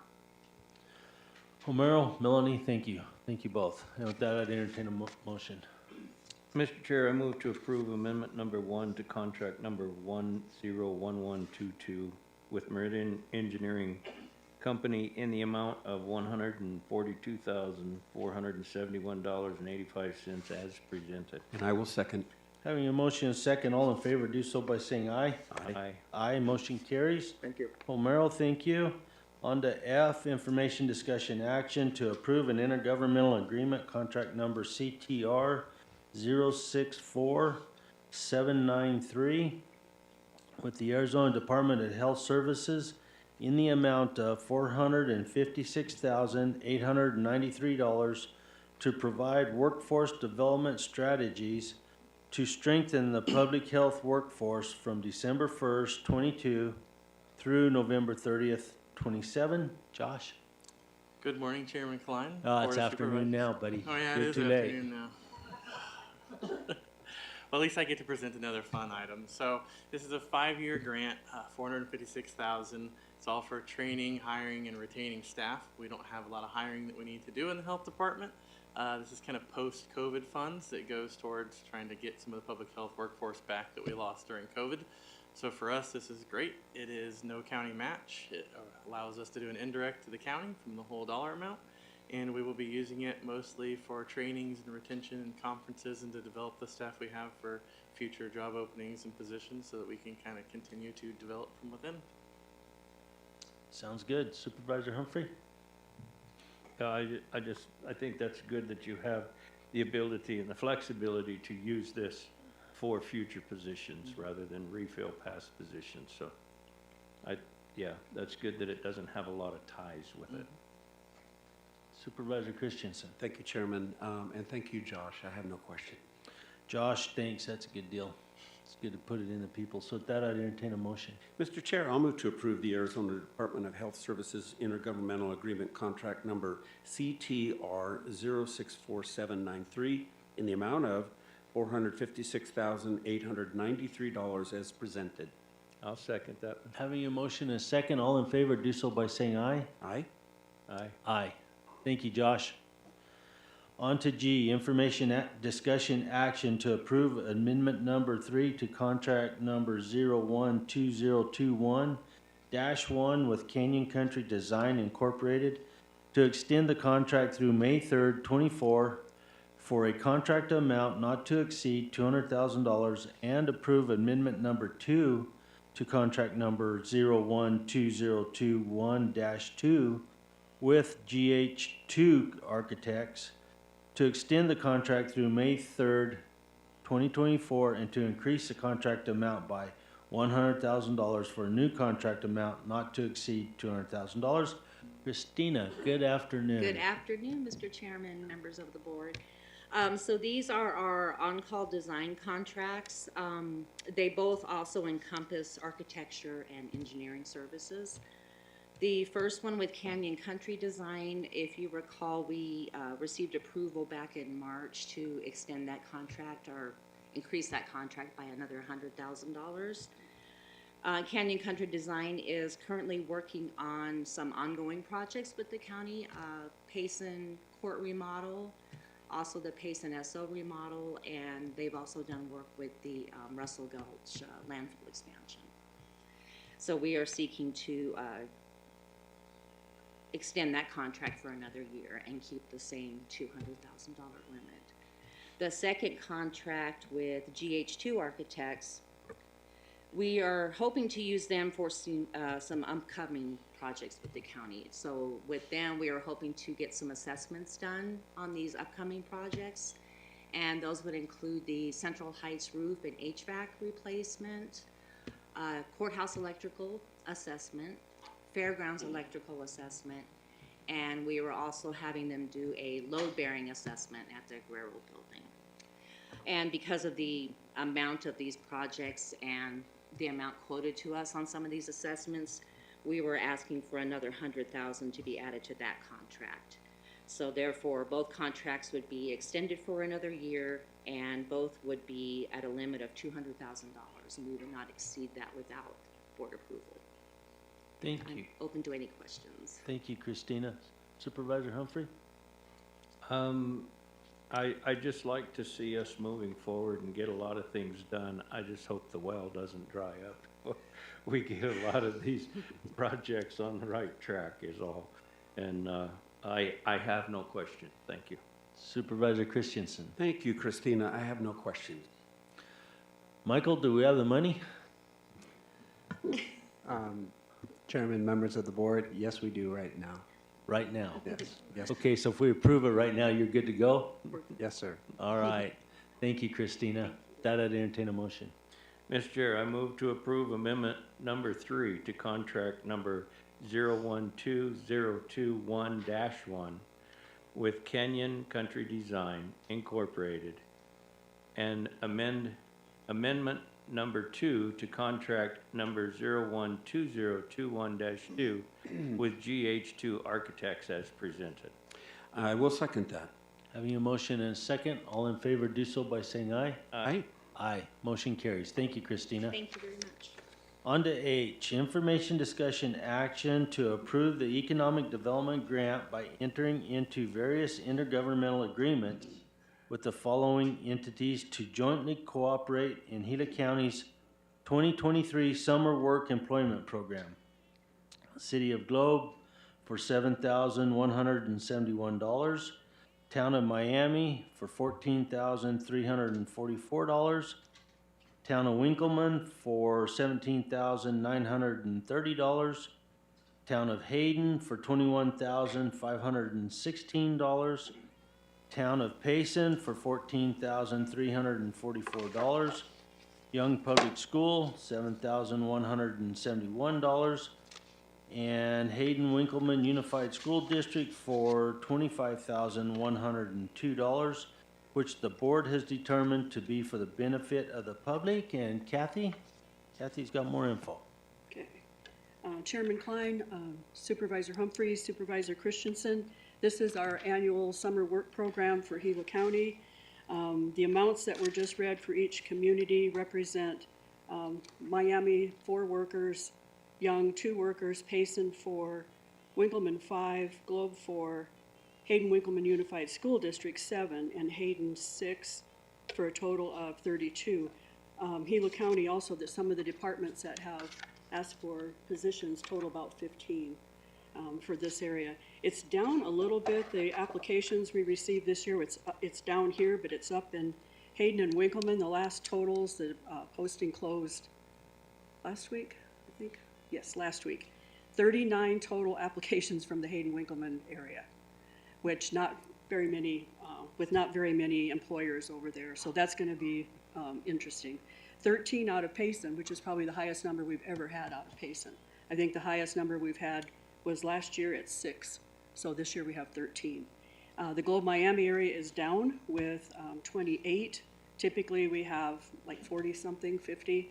But this year we have 28. So we have a total of 80 applications to go through, and we do interview each and every applicant that comes through. So we give them a little bit of experience that way with interviewing. The program runs from, where's my dates? The program dates are June 5th, so they'll be starting here pretty quick. Next couple of weeks. The hourly wage is $13.85, and the age group is 16 to 20. This is a little bittersweet this summer. This will probably be my last summer being heavily involved. I'll be passing it off to HR, which is probably the place it should be. So I'm glad that we're ending up a summer, highlighted like it is. So anyway, if you have any questions about the program, Jessica and I have some work to do before we hand it off to HR. Did Rick come back? No, he didn't. Good. We have some work to do on the IGAs just because of our new economic development, process that we're doing. So we'll incorporate that into the IGAs and everything. So do you have any comments on that, Jessica? I don't. We'll do that moving forward in the Okay. future. Thank you. Perfect. All right. Any questions? Supervisor Humphrey? I have no questions, Kathy, other than just, thank you. I remember when we first got elected, Supervisor Klein, there was like 2 youth working for that summer. And it's just grown and grown and grown. And so thanks for all your pushing and pulling. And I think it's great that what we're able to offer to the youth now, that it's grown into a sizable endeavor to where HR's going to be looking at it, which is going to help you a whole lot. Of course, HR may ask us for another employee to deal with the youth program that it's grown. So, but I think that's a fantastic thing, and I appreciate all of your time, energy, and effort in it. Thank you very much. Supervisor Christensen? Thank you, Kathy. It's a great program. I'm glad to see the numbers. Really neat. Yeah, thank you. Kathy, on this, we still have the kids going to the Arizona work, or not Arizona work, Job Corps, right? Besides these kids here in Globe? You mean YCC? YCC, yeah. Yeah, so that, we just found out late last week, we did fill the YCC crew that we haven't been able to fill for 3 years, I think. So we did get everybody that we need there, including mentors. In fact, a mentor that was going to work in Yavapai County in the Prescott decided to come to Globe, and they'll work here. So that'll be Southern Gila County through the Globe Ranger District. So we did get 6 more kids, or 8, I guess, all total for the crew. And that one runs in 8 weeks, I believe. That one runs 8 weeks. They go to NAU for a week. Then they come down here and they kind of move around a little bit. And the Forest Service works with us on the different projects for them to do. So they get not just labor work, they also get exposed to botanists and all that kind of thing through the summer. And this year they get the $1,200 and some in AmeriCorps projects, or AmeriCorps tuition. So they'll be part of that program. So that's a really good thing for these 8 kids. So our youth program has really come a long ways, and right there is the driving force of our youth program. So my hat's off to Kathy and everything she's done, and I hope Erica's excited about taking it. I think she is. I mean, she's been with me from day one, and she gets pretty passionate about it. The worst part of her job is she calls everybody and tells them when they didn't get a job. So that's pretty hard. This year we're trying something new that we can move through the interview process a little faster, because typically it's Eric and I that do all of these together. So we do 80 interviews. I mean, we've done 35 and 40 in one day. So this year we are going to try to split up, where we can have her with someone else interviewing and me with someone else, so that we can maybe move through faster, because that's a lot of work by itself. So. Thank you, Kathy. With that, I'd entertain a motion. So, Mr. Chairman, I move to approve various intergovernmental agreements as presented for the 2023 Summer Work Employment Program, which the board has determined to be for the benefit of the public. Mr. Chair, I'll second that. Having a motion and a second, all in favor do so by saying aye. Aye. Aye. Aye. Motion carries. On to I. Information, discussion, action to approve the purchase of the property located at 112 West Main Street in Payson, Arizona, for an agreed-upon price of $550,000. And Michael, you'll take over for Jane. Yes, sir. Chairman, members of the board, good afternoon. So this item, up in Payson, right next to the sheriff's office and the health department, is a 1-acre piece of property that recently became available to purchase. And in my discussions with the county manager, James Menlove, he wanted staff to move forward to see if we can acquire this property at the agreed upon price of $550,000, which is a pretty good price for land up there in Payson these days. And the idea for this property is in the middle of this 1-acre lot is a 1,400 square foot office building. It's move-in ready, and the plan would be to move our IT department and library department at the 260 building and move them into this building once, if the board approves this acquisition. Currently at the 260 building, we have our library and IT department employees sort of working out of closets and out of the hallways, so they're a little cramped there. So this would alleviate that problem. And I'd be happy to answer any questions you may have. Thank you, Michael. Supervisor Humphrey? I have no questions. Supervisor Christensen? Thank you, Mr. Chairman.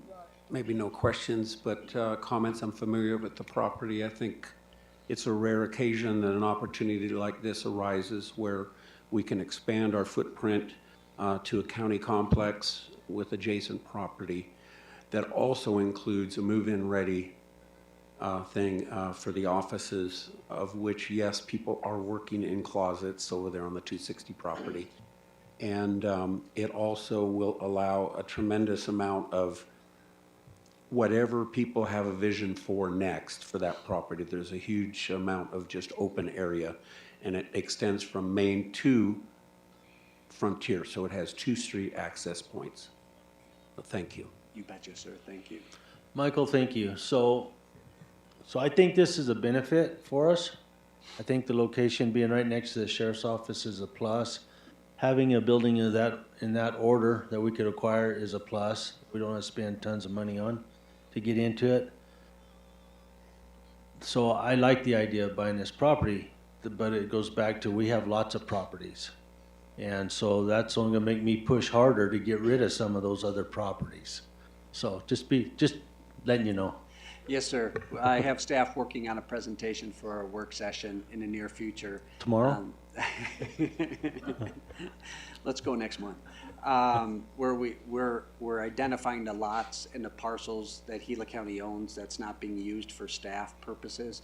And then we're gonna present that to the board and get your direction on what you would like us to do with those properties. Thank you, Michael. With that, I'd entertain a motion. Mr. Chair, I move to approve the purchase of property located at 112 West Main Street in Payson in the amount of $550,000. I will second that. Having a motion and a second, all in favor do so by saying aye. Aye. Aye. Aye. Motion carries. Thank you, Michael. Thank you. J, information, discussion, action to approve an economic development agreement number 042-02023 with Mogollon Valley Pit Program in the amount of $5,000, which the board has determined to be for the benefit of the public. Supervisor Christensen. Thank you. This is my item. This will be funded through District 1 Economic Development money.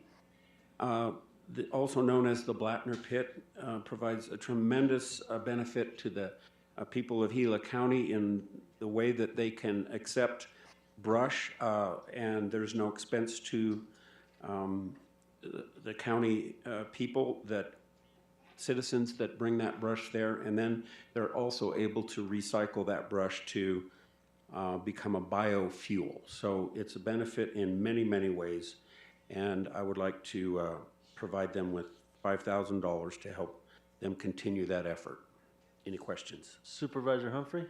Yeah, the pit location, is it on Forest Service land, private land? I believe it's on Forest Service land. And so they will maintain the pit as far as keeping it pushed up and burning it and that kind of stuff? Yes, there's no burning any longer. This pit has existed probably for over 20 years. And it's east of Payson and Star Valley. Okay, so, and you say there'll be no burning?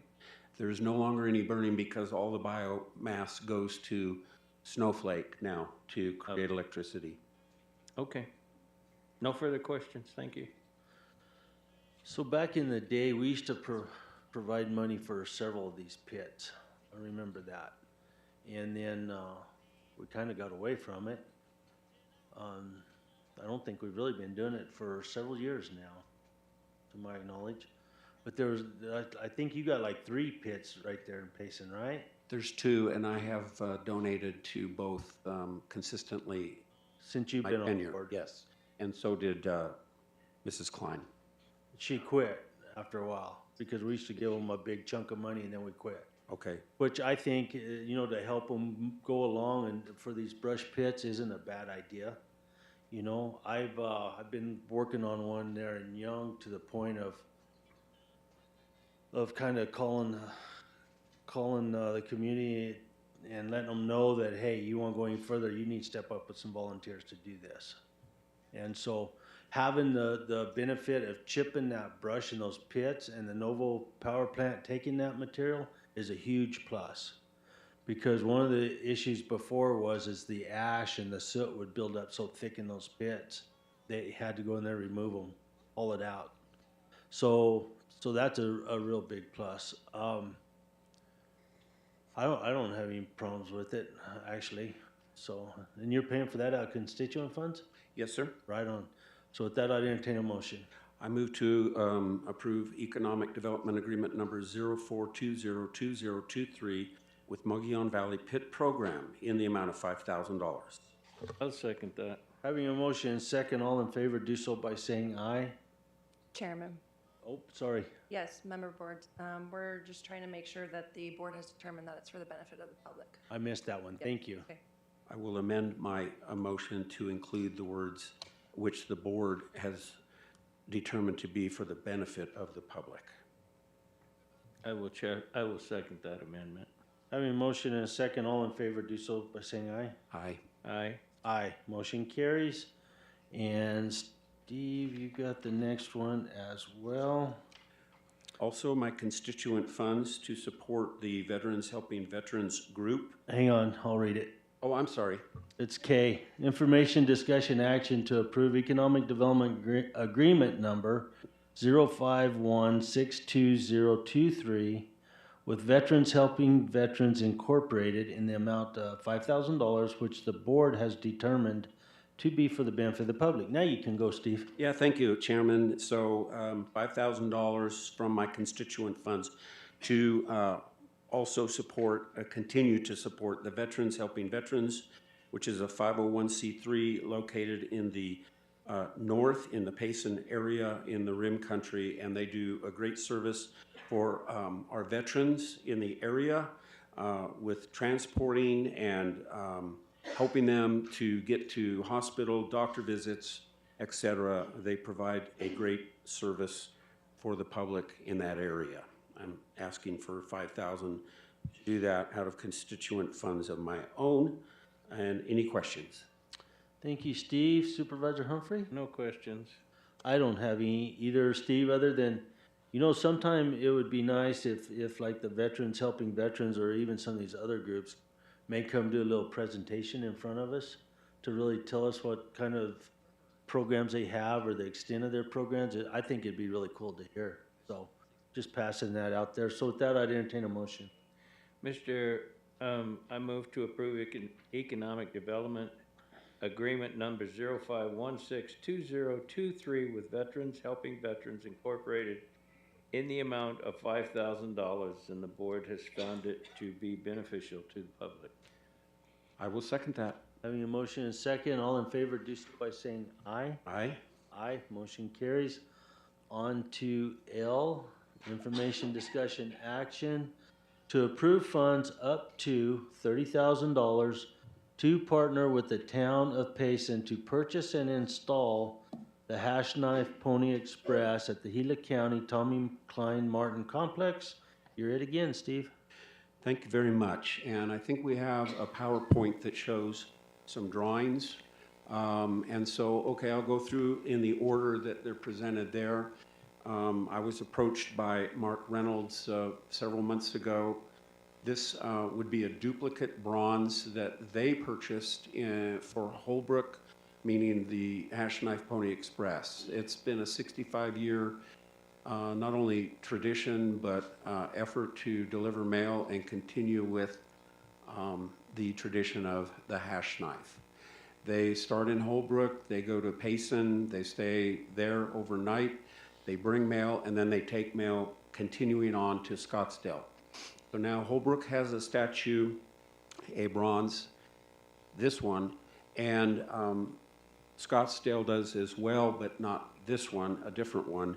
And so it was requested of myself that I would present the idea that we could get a duplicate statue that would be half the price that they paid for in Holbrook, simply because it's a copy, a duplicate, which is cheaper to make once the original has been made.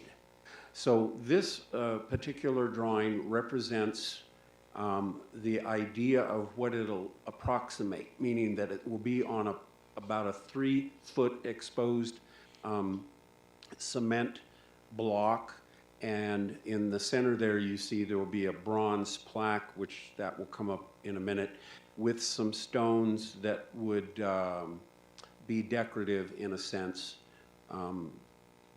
arranged like that. So Cassandra, please, the next one if you have it. This is where he's climbing uphill. Oh, okay. This is the other side then, which would also have an exposed portion that would have an embossed hash knife Pony Express with the brand involved as well.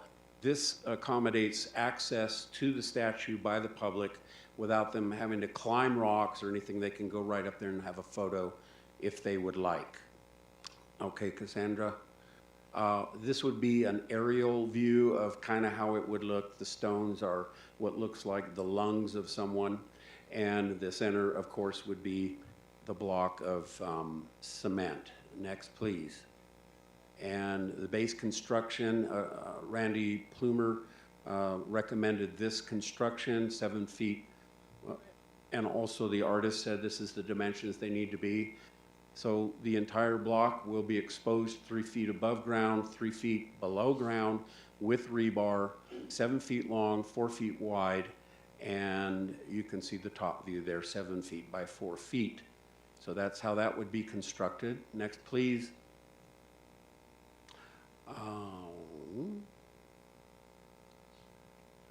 This is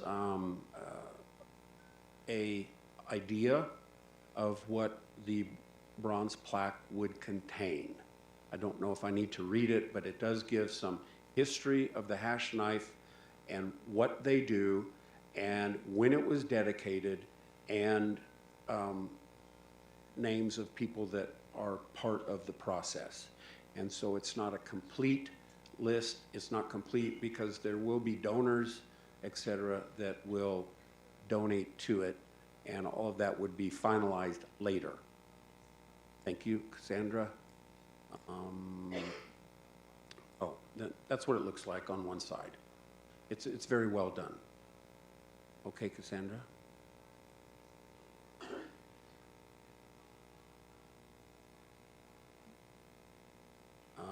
Okay, so this is an area view of our county complex. You can see the Tommy Klein Martin building. To the left would be north, and that would be Frontier Street and also the post office. To the top of the drawing is the Beeline Highway. Our parking lot is indicated there, and the X marks the approximate spot where we feel the monument would be best served. It's not too close to the highway to be a distraction, and it won't be in a low spot, which is in between the Beeline and the X would be a low spot for drainage. And so Dard and Randy and maybe somebody else was out there, and they determined this approximate area to be appropriate. And of course it would have to go through a blue stake to determine exactly where it would go. It should not really interfere with any substructures or any things that we have in the ground right now at all. Thank you. Next, please. That's all you have. So there, you should have a cost. There's a cost page. Okay, so the cost of the monument is $40,000. The bronze plaque I've been quoted to be $2,660. The concrete I've been quoted to be $1,008, and these are priced probably higher than they will be in actuality. The rebar, $150. The rock, $1,000. Labor is donated. There will be no county equipment or employees participating in this project other than the initial inspections and the initial location determinations, things like that, which brings the grand total to $44,818, recommending a contingency of 10%, which probably will not be used, a grand total of $49,300. The town of Payson has presented a letter saying they are willing to contribute 1/2 of the total cost, up to $30,000. As you can see, the total cost will probably be under $50,000, meaning that the county share would be approximately $25,000. A man called me who is actually a part of the Pony Express Riders. Griffin Hurley lives in the area, has a construction company, and has offered to donate his time and his equipment along with myself. I am donating that as well to pour the concrete, dig the holes, set the rebar, move the rocks, and get everything in place. The artist, once given the money, will start the process. It'll be 7 to 9 months to complete that, and the artist will install the bronze included. He will install the bronze plaque included. And so he's in Utah, he will deliver it, he will install it, and all of that is part of the original $40,000 cost. We've put together, I believe through legal, the way that the money will move, meaning that the town of Payson will probably move their share to us through the county, and then we move it to the appropriate places to pay for things. And unless I've missed something, I will take questions. Supervisor Humphrey. Our portion of the money will come from? Maybe Michael O'Driscoll can answer that. Supervisor Humphrey, thank you for the question. The portion of the county money will be coming from the lottery funds, which Gila County receives about $650,000 a year to spend on various projects. Thank you. No further questions, Mr. Chair.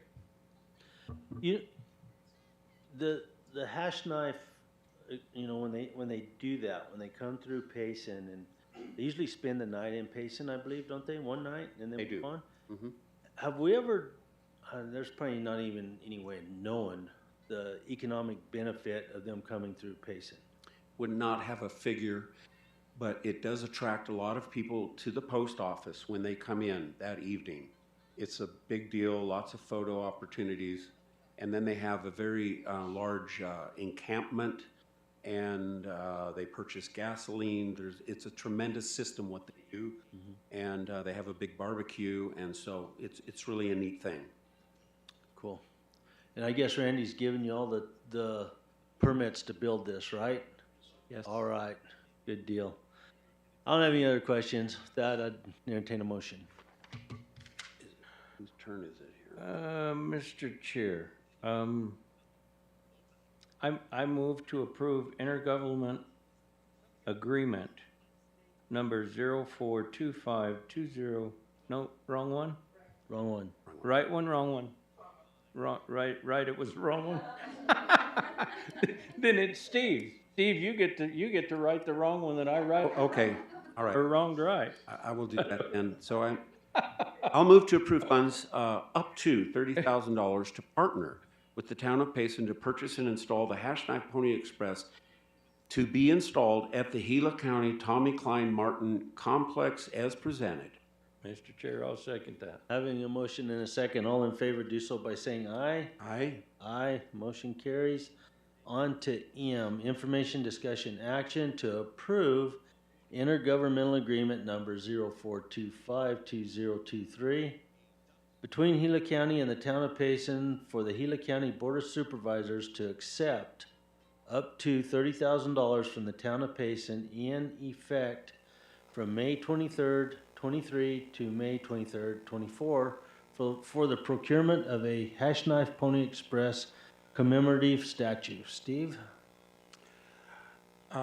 Michael and Jessica, I believe, are the ones that pulled this together to be the appropriate legal pathway in order for the town of Payson to be able to move the money to us so that we can be the agency to pay. Is that correct, Michael? Supervisor Christensen, you are correct. This is the legal pathway which the county needs to set up with the town of Payson to accept that money and to identify what those funds are to be used for. Okay, thank you.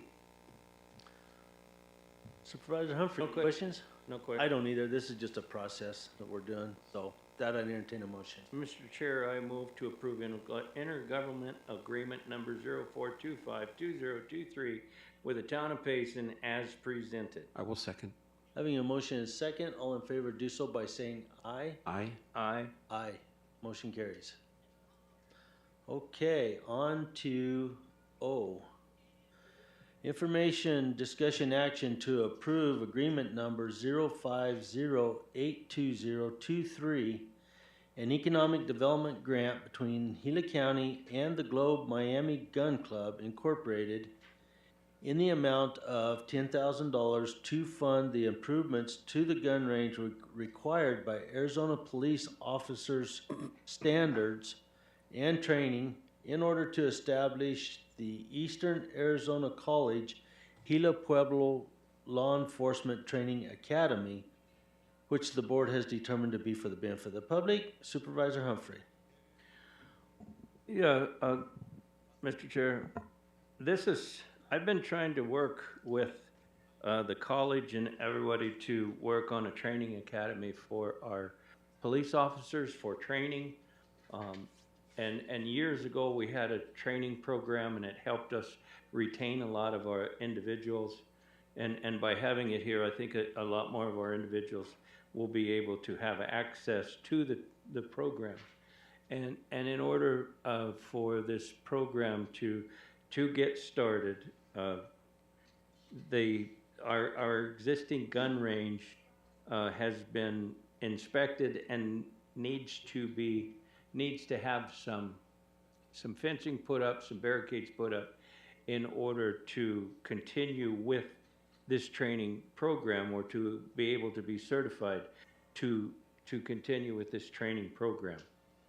And so I think it's important that because we have a difficulty in obtaining officers in our area, and it seems like when they go to another county for training, that we have a hard time getting them back. So I think it's a great thing that we will be able to have this training program in Gila County.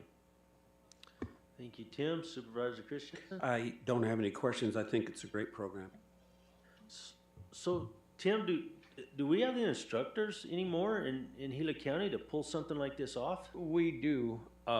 What is it? Lee Kennard, owner of Dominion Firearms, I think he is certified to do the training. And so, yes, we're set up other than the improvements to the existing gun range. So am I reading into this where maybe what we're looking at is to actually have a law enforcement academy back in place here? Yes. A training academy here. Yes, sir. Yeah, it's been many years since that was the case. Yeah. Yes. And a lot of our officers started at that. A lot of our people that were there are still here. Mm-hmm. So, and also the city of Globe is going to be a partner in this as far as finances go to help with the improvements of the gun range. Oh, they are. I think the total is like $27,000 for the improvements, and I feel as if 10 is an appropriate number for that there can be other partners in this. And so I do believe that the city of Globe is also putting up 10,000, and which would leave 7,000 still in the lurch. But I know that there has been grants sent to the mines, as well as I think the college is also looking at some money for the program. So let me ask you this, what's the difference between the two gun ranges? The two gun ranges where? Yeah, There is one that the city of Globe has out, I believe by the wells out near San Carlos. The city of Globe has one, but I think it's on its way out and it would need an awful lot of improvements where the, and I'm not sure that it's a nonprofit, where our local gun range is a nonprofit on Bixby Road, and it would take the least amount of work to be able to be certified. And so by us helping with the funding, it's not a 501c3, it's a 501c7, which I believe is for education. And so, which allows us to fund and help them. So what I'm hearing is maybe the town of Globe is wanting to get away from this other gun range by partnering and putting money into this other one over here? Yes, for the cadet training, yes. Okay. I don't have any other questions. That I'd entertain a motion. Mr. Chair, I'll move to approve Economic Development Grant Agreement number 050820023 with the Globe Miami Gun Club Incorporated in the amount of $10,000, which the board has determined to be for the benefit of the public. Mr. Chair, I'll second that. Having a motion and second, all in favor do so by saying aye. Aye. Aye, motion carries. On to 5, is there anything on the consent agenda action items that either one of you want to pull or discuss? I don't, Mr. Chair. I do not. Yeah, neither do I, so. Call to the public, number 6. Joseph, do we have someone from call to the, Chairman, Oops. pardon me? you gotta approve the Can I approve the consent? Oh, yeah, you can. I gotta eat, I'm getting rummy, so, go ahead. Yeah. I'll take a motion to approve it. Yeah, I move to approve consent agenda item 5A through 5I. I will second. Having a motion and a second, all in favor do so by saying aye. Aye. Aye, motion carries. Now, Joseph, do you have anyone in Payson for call to the public? No, sir. Do we have anyone on YouTube? Yes. So do I you, filled the blue card out, yes, I did. right on, I think you already had one. Step up there, Cindy, and tell us Yes. again, just for the records, who you Okay. are. I'm Cindy Hudson, and we live at 4042 North State Highway 87. And I'm gonna in put you on Pine. 3-minute timer, okay? Okay, I'll be quick. Okay. Skies in Pine pays over 60 grand a year in taxes to the city of Pine. Everyone in Pine wants him to stay in Pine. He has lost his lease. We have gone through all the hoops the county requires to bring him in, to keep him in our community. So I would like to ask Supervisor Christensen, with all due respect, why did you vote no? Well, I don't have to reveal why I voted no. However, I voted no, and I will say that it's because of the profound amount of opposition to it.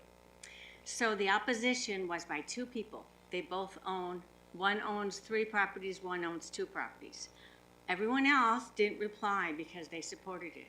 There were only those 2 people.